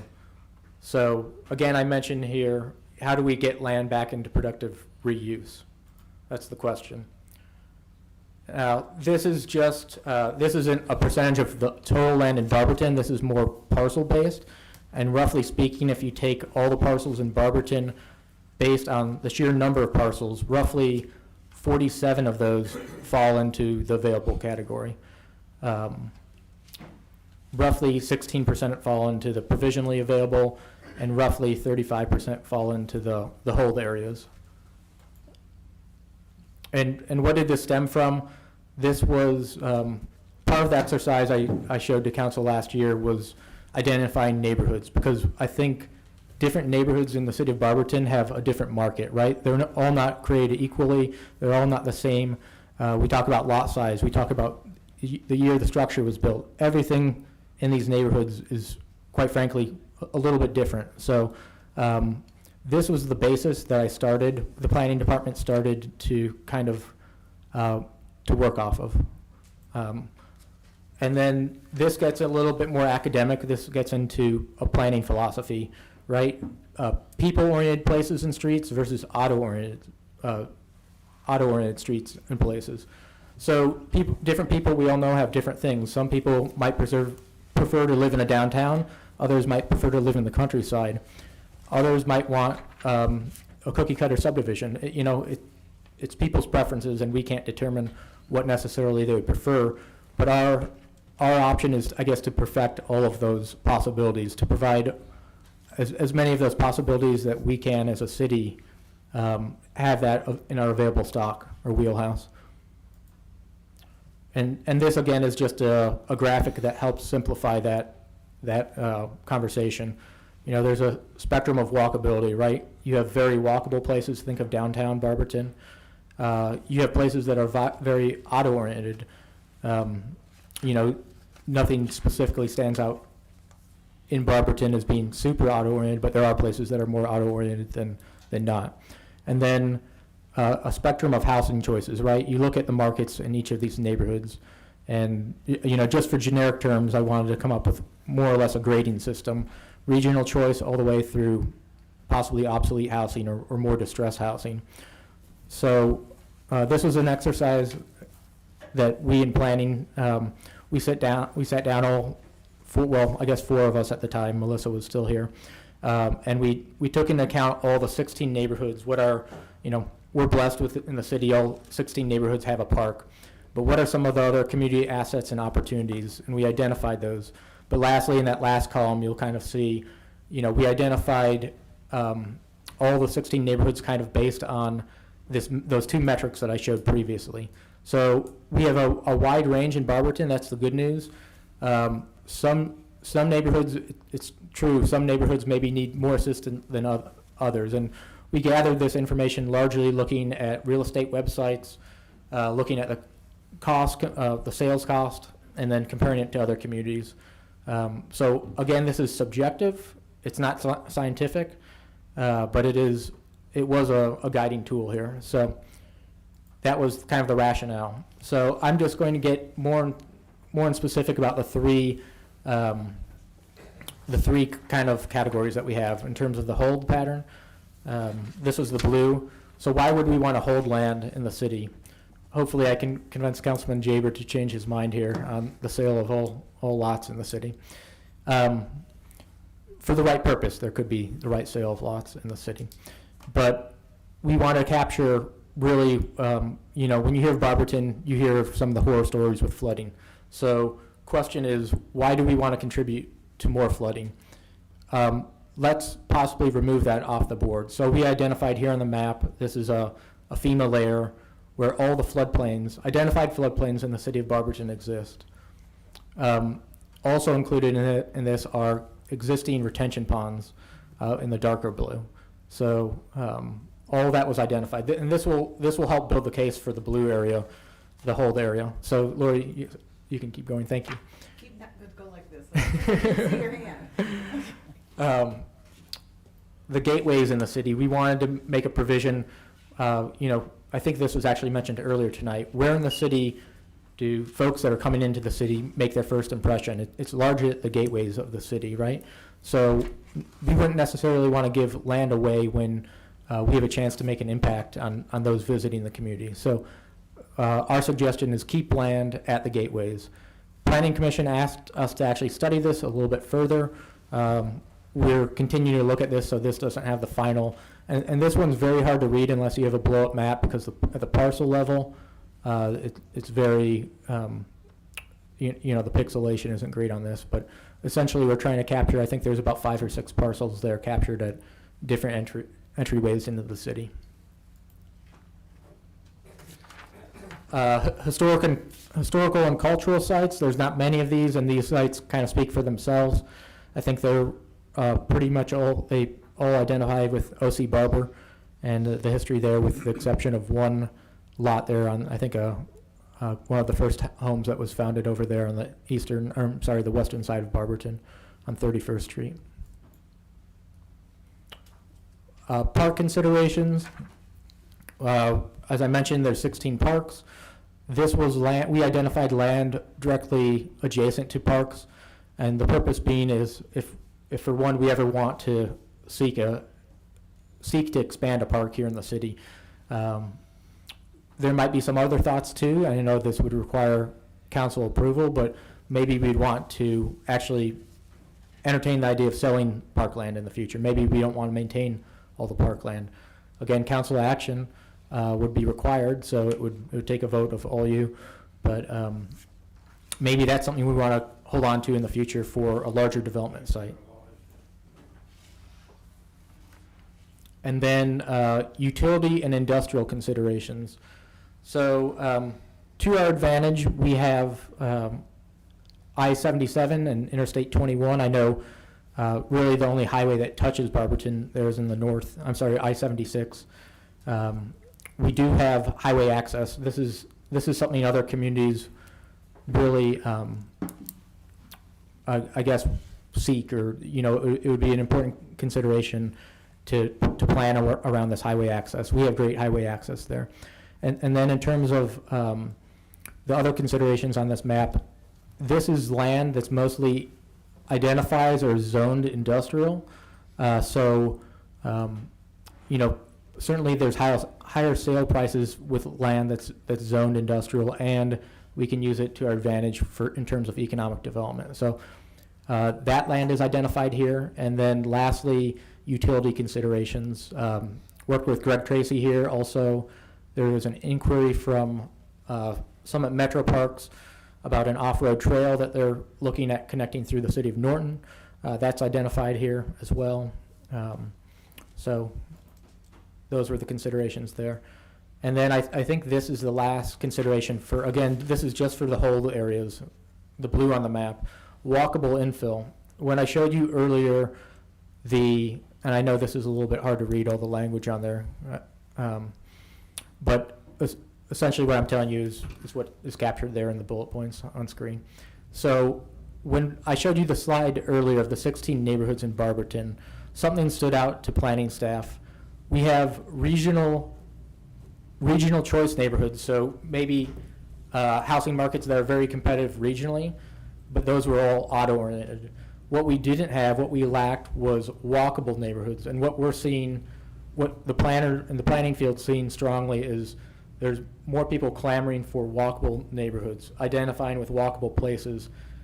And that's the demographic trend across the board that you can point to any city that's picking up in terms of house seekers wanting to live in communities. That's great for Barberton. I love it. The question is, should we be giving land away at a bare basement minimum, or should we work on developing this land? So to bring the neighborhoods along, to bolster housing stock. So that's what we identified here. And then that leads us to this greater strategy of where we want to hold land. You may not agree with everything I mentioned here, but this was the logic that went behind it. So I wanted to kind of show you that at a parcel by parcel level, so you can kind of see there's been a lot of thinking that's gone into this. This isn't something we pulled out of thin air. And a big thanks to staff for spending kind of countless hours sitting down with me and kind of listening to me rant and kind of explain why, and then getting their input as well. So yeah, what you see before you is what was identified as the hold area. Lori, if you don't mind. Yep, thank you. This area was identified as provisionally available. And again, there was some thought that went into this, but you can see in the yellow areas that are identified, they're going back to the 16 neighborhoods. these are neighborhoods that have kind of stronger housing market considerations, right? You have the New Havens, you have the Austin Estates, the Austin Villas, Rose Acres, kind of a little cutout there around the hospital. We're seeing generally housing prices are very competitive here from a regional perspective. And then there's a little bit of you see a yellow line around Hudson Run. We've been talking about this in planning. I know Stacy's been talking about this in planning for several years now. There's maybe some rezoning that we longer term would like to do down in that area, potentially. And that's why that area identifies on this map. So I was remiss with the last slide in terms of examples of things that types of uses that we'd consider kind of as contributing uses to each of these. But in terms of this, certainly we would entertain this for new housing construction, infill housing, infill commercial development. The other thing too is along certain corridors we may want to consider shared parking districts, using land that we have available to us, make it available for viable businesses that want to grow and need the parking. So that's something that we want to consider here. And then I think I mentioned an industrial expansion that's largely pointing towards the Hudson Run area. So, and then available land. Now, you look at this, and by sheer land size, this appears to be the smallest. But that detail that I provided you earlier, based on the parcel, at the parcel level, this is actually the largest percentage from our rough calculation. And the reason being is that most of these lots fall within residential areas. So although they're at a parcel level, residential lots tend to be smaller than commercial and industrial parcels. So really in this case, we'd seek out a buyer that was in good standing at the city, right? Someone that takes care of their lot, that's up to date on their taxes. I think we'd actively market these sites. And again, this would be dependent upon coming up with a price structure, but that would really be what we'd kind of put out there first to try to dispose of. Land that, yeah, great. It would be great if someone bought it and developed a house on it. If someone's a risk taker and wants to do that, I think, they come by these lots pretty affordably compared to the other two categories that were mentioned. So these could be used for community gardens. They could be split between neighbors for a side yard expansion. Again, these are areas of the city where maybe the housing market's a little bit weaker, and there may not be as many people kind of clamoring for the lots. But this is kind of the overall rationale. And you can see this again here, just kind of, everything fitted together, the map that I showed earlier. So just revisiting that from earlier. Laura, you can go to the next one. I do have, if I was from my computer, I do have more of a dynamic map that we can zoom to identify land bank parcels. I just wanted to do a screen capture here. So in the grand scheme of things, there's like roughly 350 parcels that the city has control of. This includes city-owned parks. It's really anything that has the city of Barberton ownership by its name. So you can see there the parcels in the black outline are identified there. In terms of the available lots, I did a rough count. There's roughly currently 40 lots in the green areas. So land, as I mentioned just earlier in this presentation, we would want to actively market, depending again on the price structure.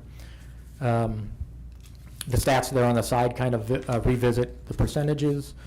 And Laura, you can go to the next slide as well. And again, and in terms of how this breaks out, we have both at-large council people and then award-based. So wanted to prepare a map for each council person just to see the lay of the land in your individual wards. Councilman Greer, this is Ward 1. Ms. Angeloff, Ward 2. Councilman Griffin, Ward 3. Councilman Jaber, Ward 4. Councilwoman Coburn, Ward 5. and Councilwoman Fry, that's Ward 6 there. So, again, that's all I have for tonight, and just something to digest. I'm not necessarily asking for feedback. What next steps, I didn't get into a suggested price. You know, I did mention internally to Planning Commission. Planning Commission did review this. Next steps in my mind after Planning Commission was, 1, to share with you, and then 2 was to come up with a new pricing structure if this was so accepted. That will require councilmatic action. So, not saying this is perfect. There might be other ideas that you guys, that come to your mind, but we have put a lot of thought into this, and we see maybe a different way about going about it in the future. So, conversation earlier tonight was timely, and yeah, hope to further that conversation with you all. Thank you. Thank you. Thank you, Mr. Trevor. Okay. Does anybody have any questions for Mr. Greer? Thank you, Chair. Mr. Hunt, can you provide a copy of that to council members? I can, Digital, thank you. The whole Thank you, Chair. package, or just your word, the whole package? The whole The package, whole thank you. packet, okay. Mr. Heide? Thank you, Chair. Director Hunt, when you have those properties listed as hold due to flood zones, I'm assuming most of them are flood zone AE, do they fit in with any plans to any of our neighbors in north or south with respect to the 2015 Wolf Creek drainage that the county provided 6 years ago? Or is this just strictly a Barberton thing? Yeah, those maps, the data, so we had to do parcel by parcel data collection, and that data was just the FEMA maps through the floodplain maps available through FEMA. So I'm not sure, to answer your question, how that correlates. That's something that we can take a deeper look at. There's some connection there. Thank you. Any other questions from the body? No? Any other questions that you come up with, just email Mr. Hunt, and he'll get the answer to you. All right, do I have a motion to adjourn the I'll planning make that commission? motion. And I'll Mrs. second. Coburn, Mr. Greer, and we are adjourned at 7:44 PM. Thank you. Thank you. Okay, that concludes our individual reports. We'll take a 2-minute recess, and we'll come back with the committee reports.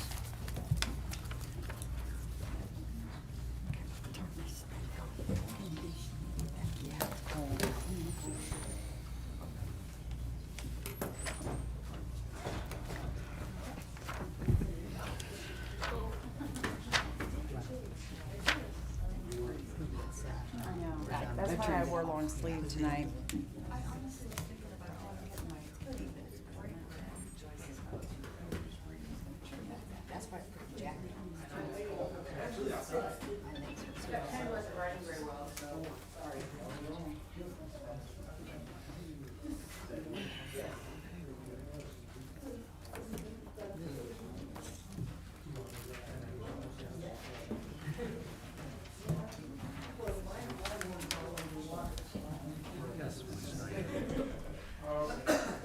Yes.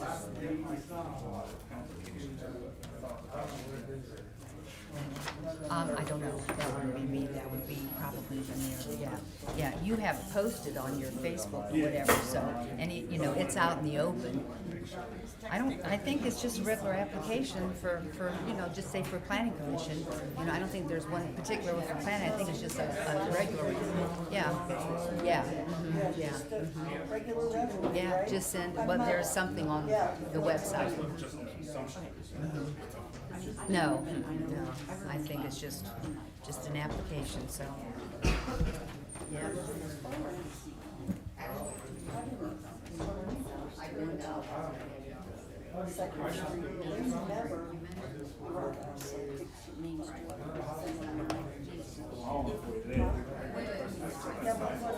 No, they just turned it out. They're ranked, so you got people over there. Now it's gonna disappear now. That's what Amex does. That's what Amex does.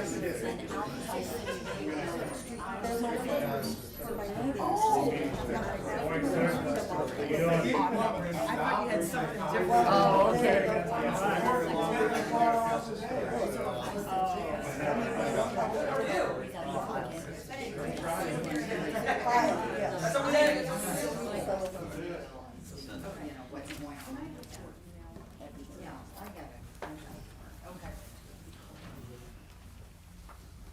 Just take my stuff out of your way, Carol.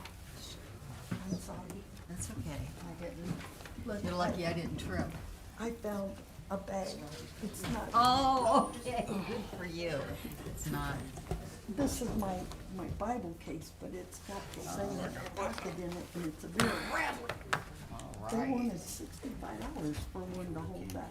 You know what, I only paid $12. Well, I I had don't this have one, it. so Wow. somebody gave it to me. Oh my gosh, because my daughter has one. My daughter, she's running to buy one. Actually, let me, I just throw it in my. he's still on, he's still online. But I needed to borrow He's- her charger. He's still And online, then I isn't saw he? Carol had that bag, and, well, my Bible fits in this, but this fits in it too. But, let me, Oh,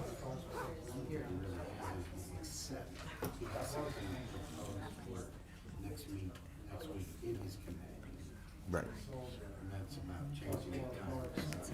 Yeah, I've got that. Let me see something. Shorter, are you there? You can hear him through that, yeah. Oh, he's not on. Okay. He's there, but we can't hear him. Well, I turned the volume up on my thing just to see if, Oh, there he is. He's on. I just wanted him to say a couple words just because I turned the volume up on my thing here to see if it would come through that. With Keith Litton signed on, trying to figure it out. Who is? No, it's good. I thought it, yeah, it didn't work on here. Yeah, I can do that. I just couldn't see your hand. Yes, right here. For the timeline. Right. So do I even, right. So really, there was nothing anyway.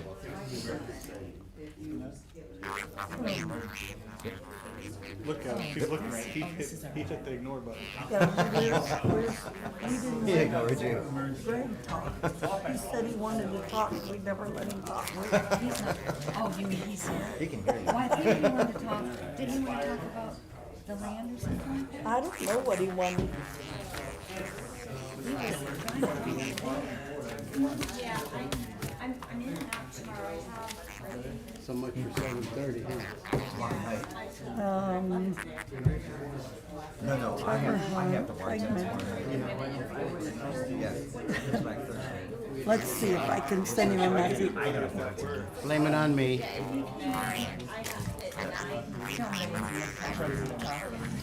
Okay.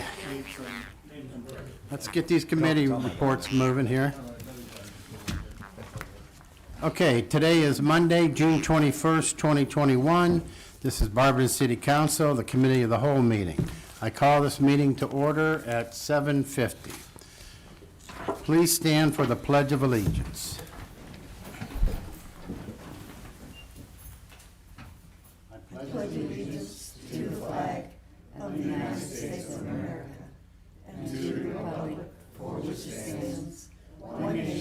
Under God, indivisible, with liberty and justice for all.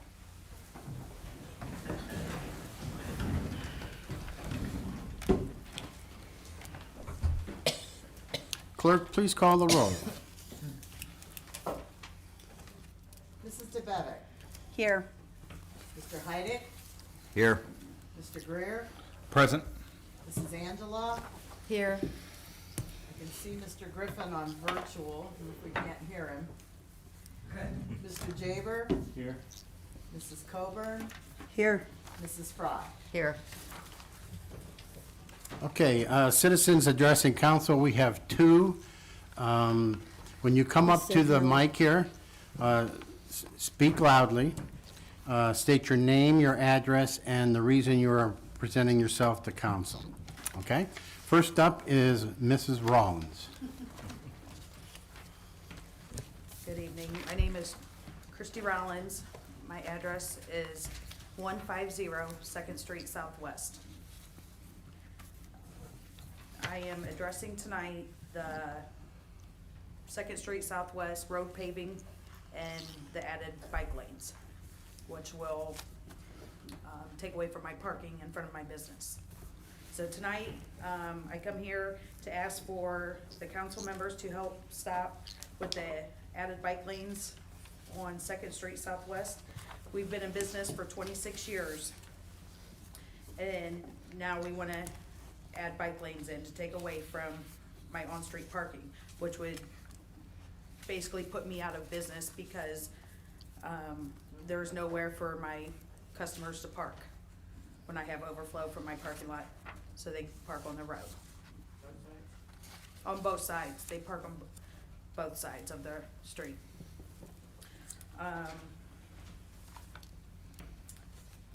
If I lose parking in front of my business, then we will be put out of business due to this.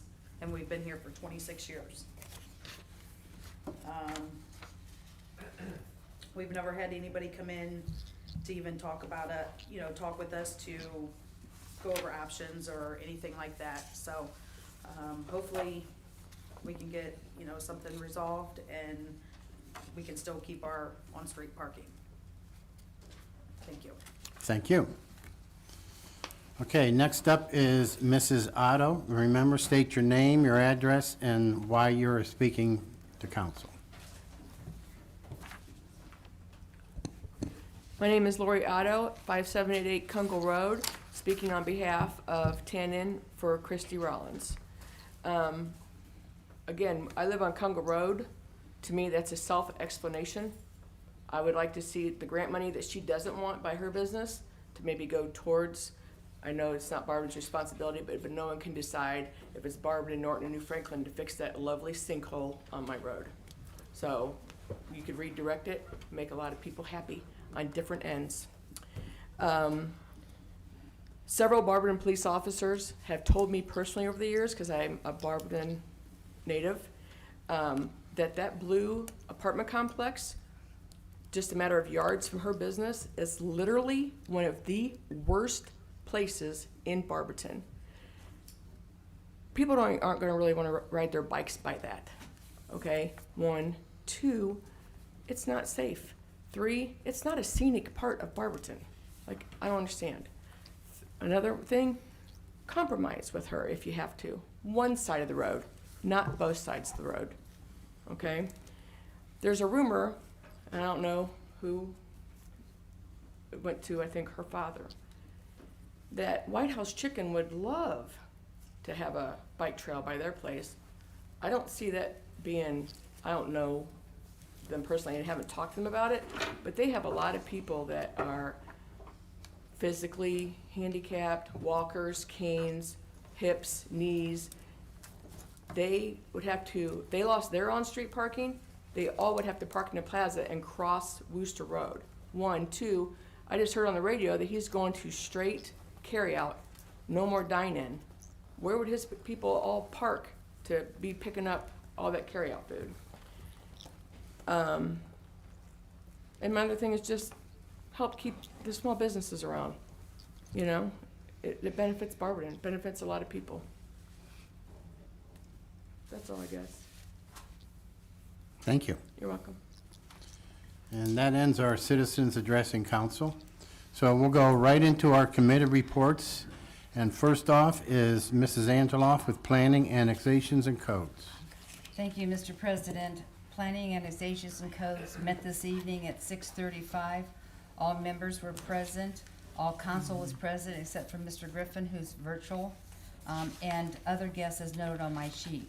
Topics of discussion: we have one piece of legislation, a letter from Greg Tracy requesting legislation to certify the Summit County Auditor's special assessments against certain properties located within the city for the cost of ordered demolition, condemnation, related environmental assessment, abatement, lien searches, emergency board ups, property cleanup, and weed grass cutting during, starting September 2020 through August 2021.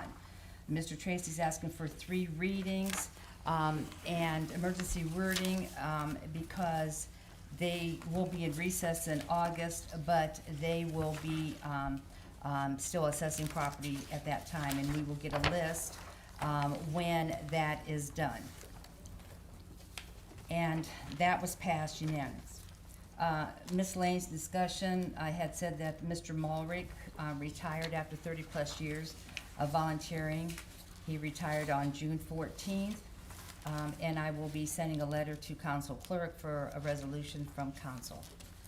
Mr. Hunt presented a vacant land disposition strategy. It was a little bit later. We did finance and then we came back for that. Mr. Gurr was asking for a packet to be mailed or to email to all of council, and Mr. Heidick was talking about the flooding. And with that, I pass. Thank you very much. Next up is streets, sidewalks, and lighting. Mr. Greer. Thank you, Mr. President. Street, sidewalk, and lighting adjourned June 21st, or will come to order June 21st, 2021 at 6:01 p.m. here in the council chambers. All members of the committee were present. Council members were all present. Noted Mr. Griffin was virtual. Guests noted on my sheet.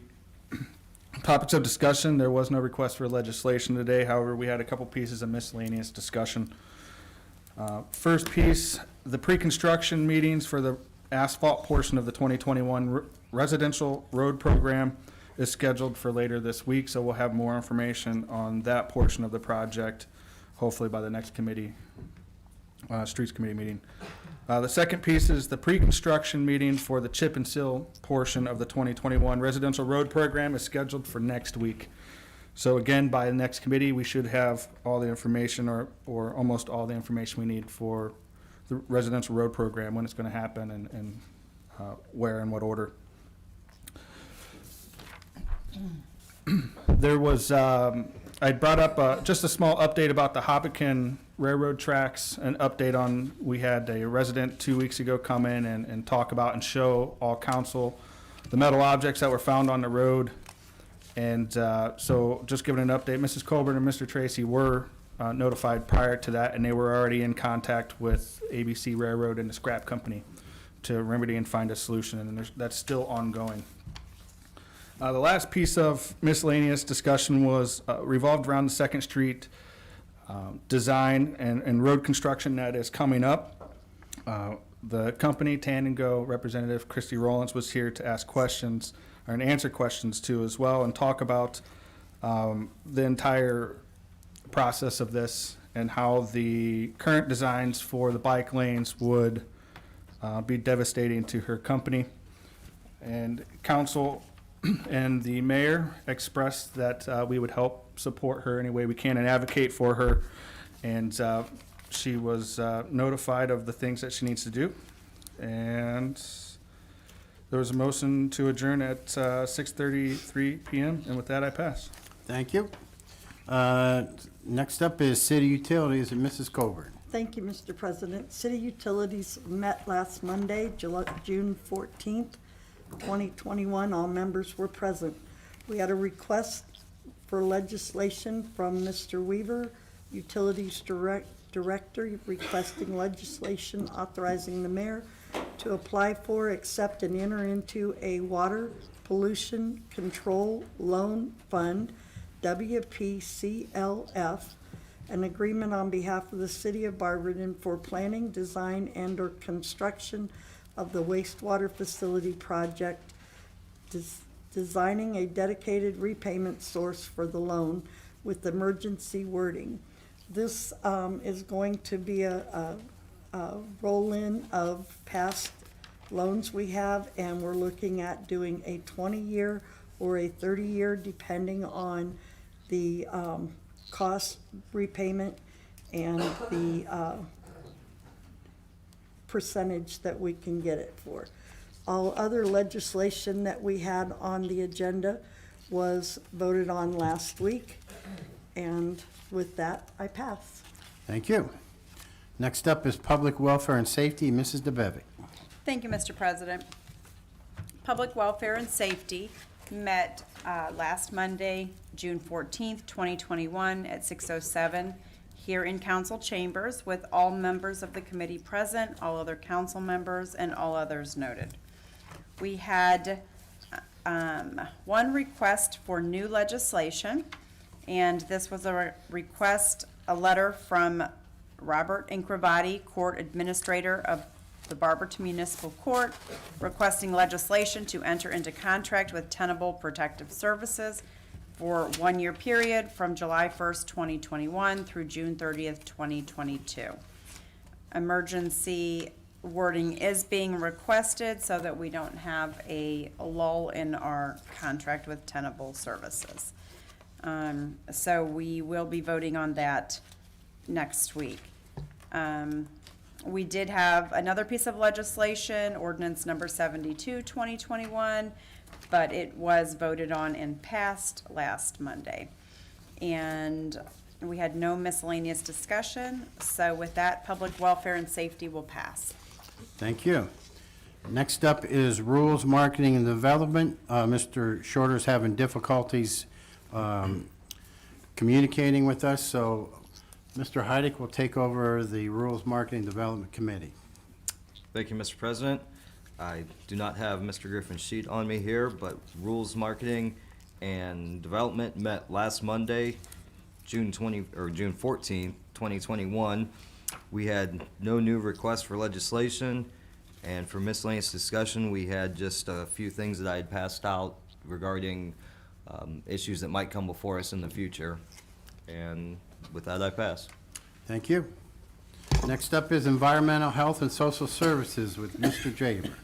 Thank you, Mr. President. Environmental Health and Social Services met June 21st, 2021 at 6:34 Chambers.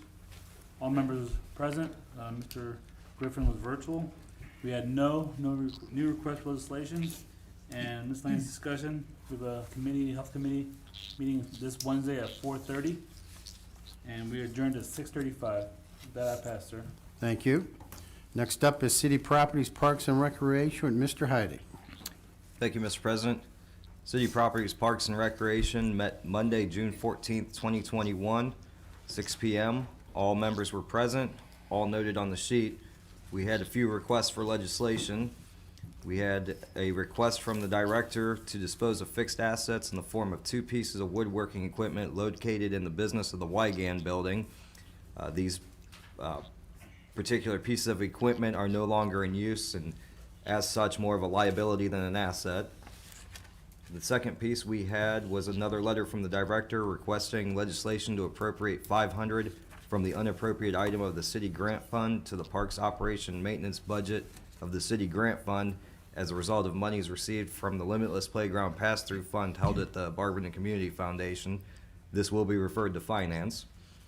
And the third piece was a letter from the director requesting legislation appropriating $25,000 from the unappropriated item of the city grant fund to the parks operation and maintenance budget of the city grant fund as a result of monies received from the Ohio Department of Aging grant. The director did send a message that this would be COVID-related cleanup and expenses at the senior center.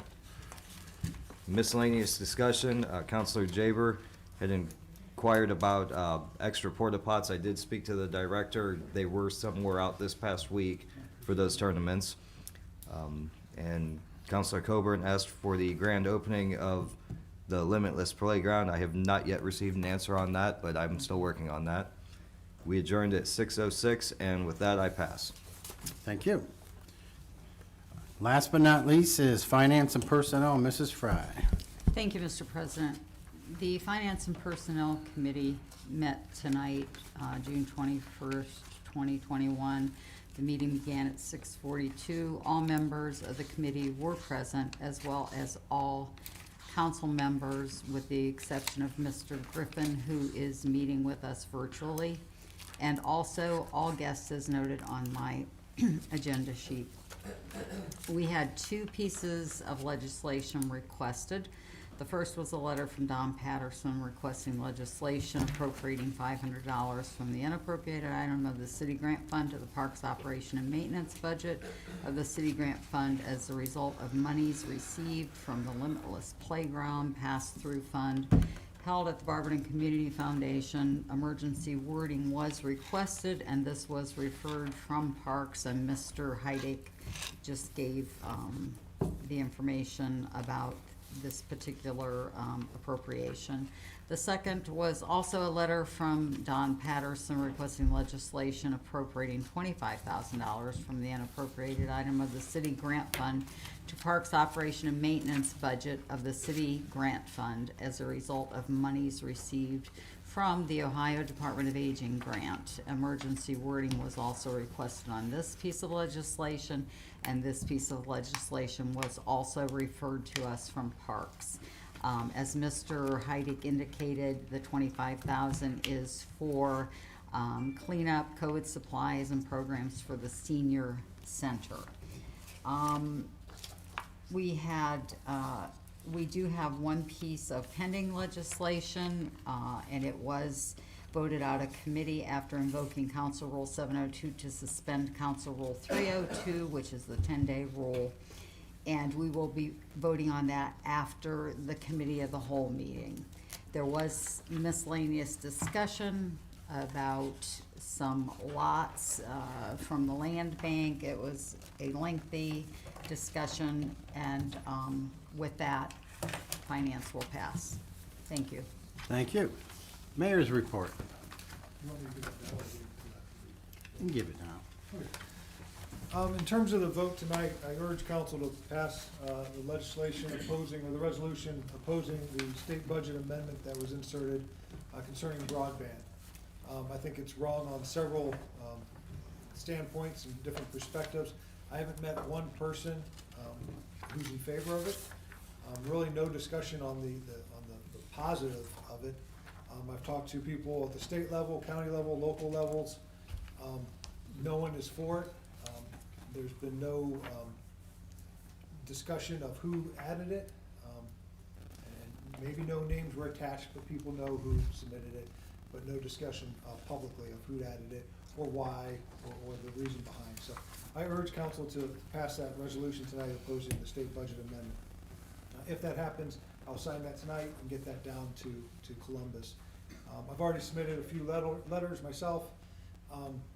Several of the organizations that we work with have been voting, the boards have been voting on sending letters of opposition as well. So a strong push opposing this wording. Want to thank Trevor Hunt, our planning director, and his team for the vacant land disposition strategy that he has put together.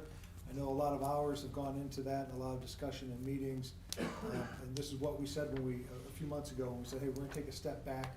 We want to make sure we're making the correct decisions moving forward and really have a strategy for the land that we have. So moving on, we've seen that the weather events that we've had over the last just a few days, even just today, we're kind of all over the board. So we're staying in touch with all of our departments, safety forces, utilities, fire, streets, Ohio Edison, all of those other organizations that we work with, making sure that we're ready to go in case another storm comes through.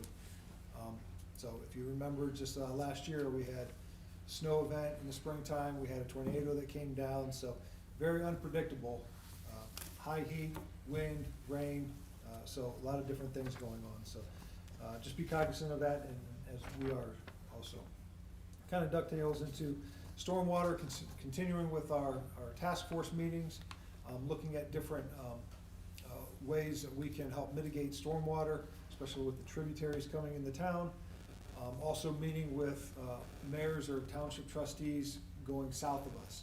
So as we wait for further guidance on the American Rescue Plan funding, can we work together on a plan for our tributaries? So whatever we do is going to help or affect people south of us, good or bad. So I've got calls into everyone south of us all the way down to Coshocton. So looking at putting a plan together, then going to places like Muskegon Watershed, Army Corps of Engineers, FEMA, and those organizations that do have the expertise and they do have the funding. If we're willing to work together, can we do something on a much larger scale? So more information on that soon. State of Ohio Auditor Keith Faber, had him in my office today talking about his role and different things that he can provide for the city here. And so we're looking at a wide array of different services and keeping in contact with his office in the near future here. This past Friday was a grand opening of White Rabbit Galleries over here in the Wygan building. Great turnout, ribbon cutting. some great art, so we're very excited about it, and it looked like there was a lot of momentum and excitement throughout the whole facility and out into the street. And that day it was nice weather, so I hope to see a lot more of that here in the coming weeks and months. This past Saturday, I want to thank everyone that came out for my open office hours. Typically, very few people show up. I had about 5 people show up. Great questions, great discussion, and working through some of those with the residents. This Friday, we have our band concerts kicking off at Lake Anna. The Everly Brothers will be kicking off, and also we have our Change for Change at Ignite Brewery benefiting the American Relay for Life here in Barberton. So, only other thing is, all the restrictions are being lifted with the pandemic.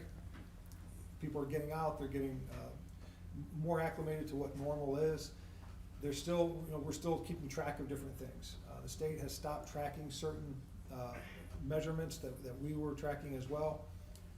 But looking at a larger scale, the CDC and WHO have shown some concern with the variant of the virus, the Delta variant, which, there's multiple variants, but the Delta one is one that's causing some concern. So I've got some calls tomorrow and later this week, still discussing this. So even though life is getting back to somewhat normal, we're still not out of the woods.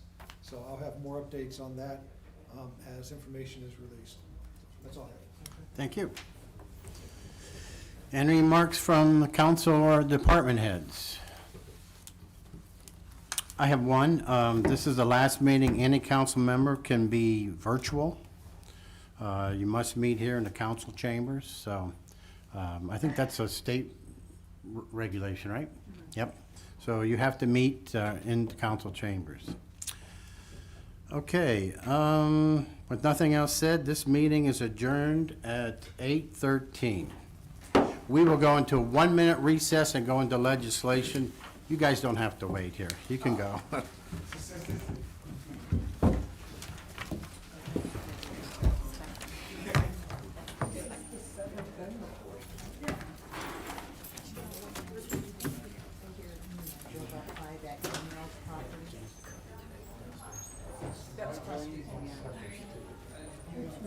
Oh, yeah.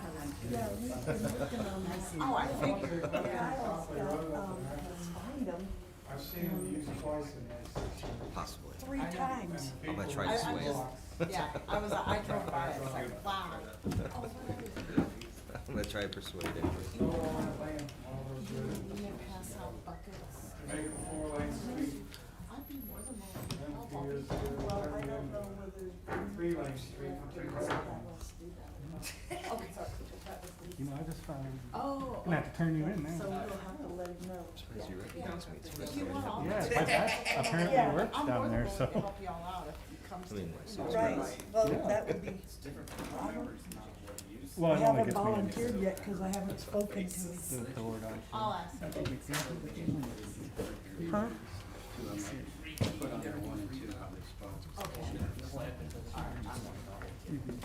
Where at?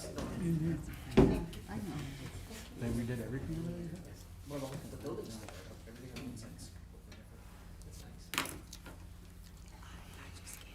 Okay, let's get going here. I I agree.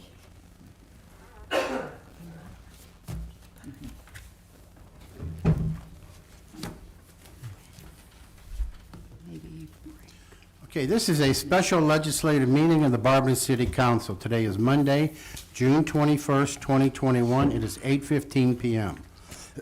Excuse me. Mayor Judge has requested a meeting regarding the legislation to oppose broadband restrictions. Clerk, please call the roll. Mrs. Angelo. Here. Mrs. Coburn. Here. Mrs. DeBevick. Here. Mrs. Fry. Here. Mr. Greer. Present. Mr. Griffin is right there waving. Mr. Heidick. Here. Mr. Jaber. Here. No, because we get the first. Okay, 6. reading of resolution. Resolution number 81-2021, presented by Mrs. Fry. Titled, Oppose Broadband Restriction. a resolution opposing provisions of the Ohio Senate Omnibus Budget Amendment, which would effectively prohibit in the state of Ohio the new construction of public-owned broadband networks and the ongoing provision of broadband services provided by public-owned networks such as Fairline, GIG, and Hudson's Velocity Broadband, thereby harming the ability for Ohio's residents and businesses to participate in the 21st century digital economy for the executive and council and declaring an emergency. Motion to suspend, Mrs. Fry. Thank you, Mr. President. I move that the rule as required by Section 5.10 of the Barberton City Charter be suspended. Thank you, and Mrs. DeBevick. Thank you, Mr. President. I'd like to second Mrs. Fry's motion on suspension. Thank you. Motion was made by Mrs. Fry, second by Mrs. DeBevick to suspend the rule as required by Section 5.10 of the Barberton City Charter. Are there any remarks?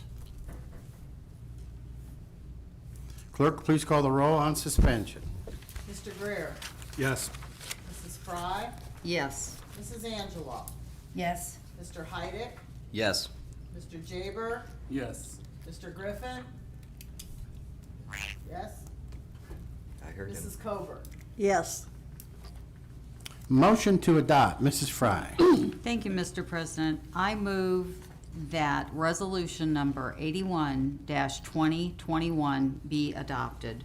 Thank you, and Mrs. DeBevick. Thank you, Mr. President. I just want to clarify, I'm not certain that you called my name on suspension.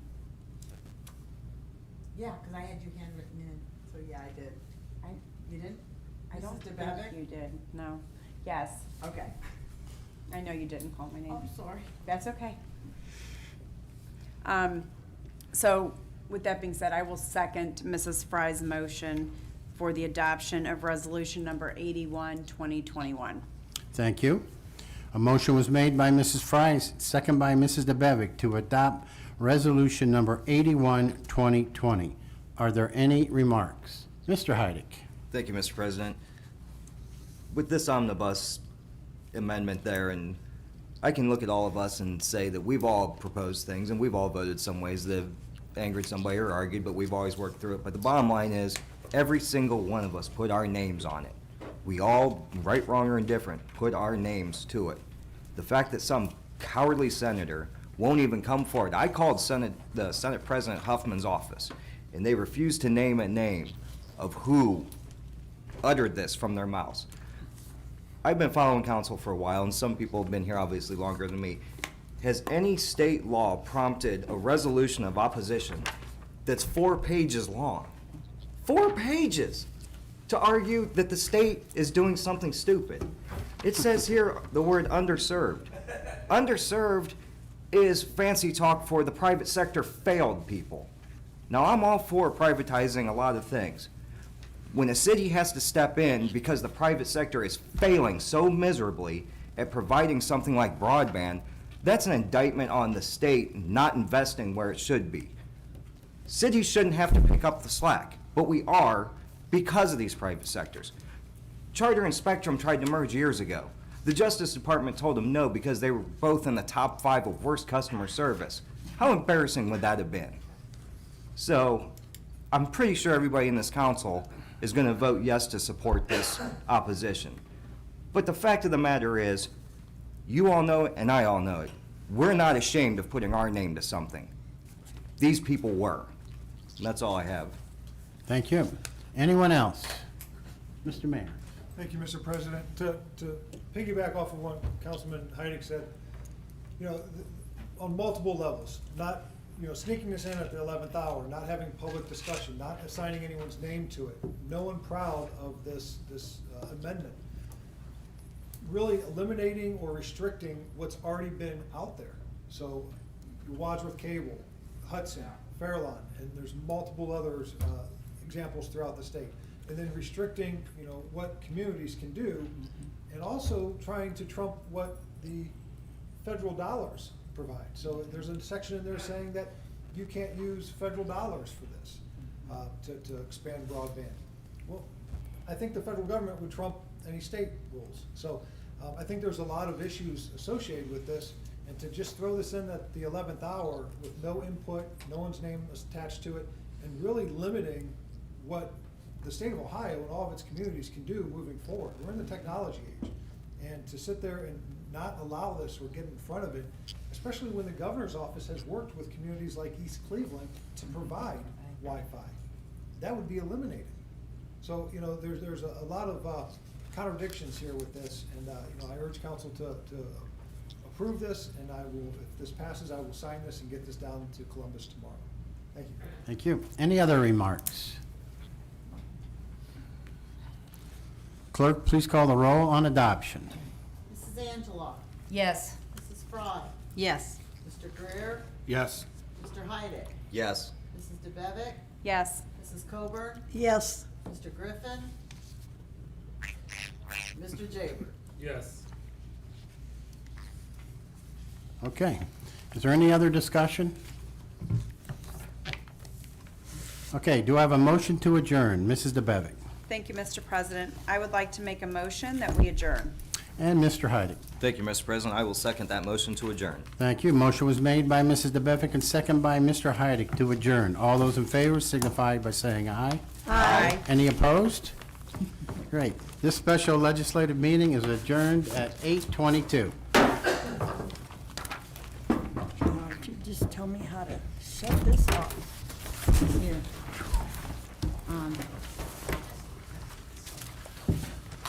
Did you have piano? Stop the piano. And then go halfway up. And then Oh, just get rid of it? Thanks.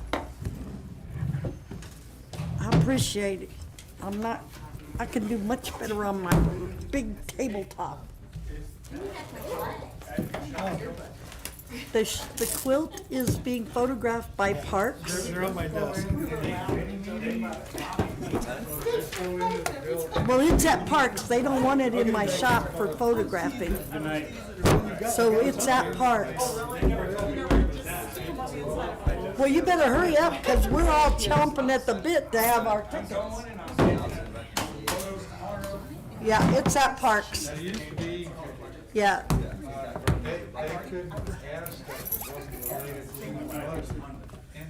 Hey, there'll 4 places will have the tickets. M&M, myself, Cave joined our Merchants Association. I know, right? Oh, is it under the management of Jim? Yeah, Josh, Stickles. Yeah, Josh and his mom works at the fire department. But he graduated with my daughter, granddaughter. I'm glad to hear that. But yeah, That I used to watch movies at lunchtime. but I didn't know they were trying to find somebody to photograph it. I have equipment out the union. Well, they asked me. Okay, so one thing, we'll save on our budget, we're not gonna be paying for GoToMeeting And I'm like, anymore. oh, Oh, okay. So. yeah, and then she wrote me today, because I told her I would do it this week. I completely forgot. Well, if you can't, just let me know. I have photographic equipment. Photographic equipment? I do. I got that sling. Thank you, Carol. Oh, I got it. All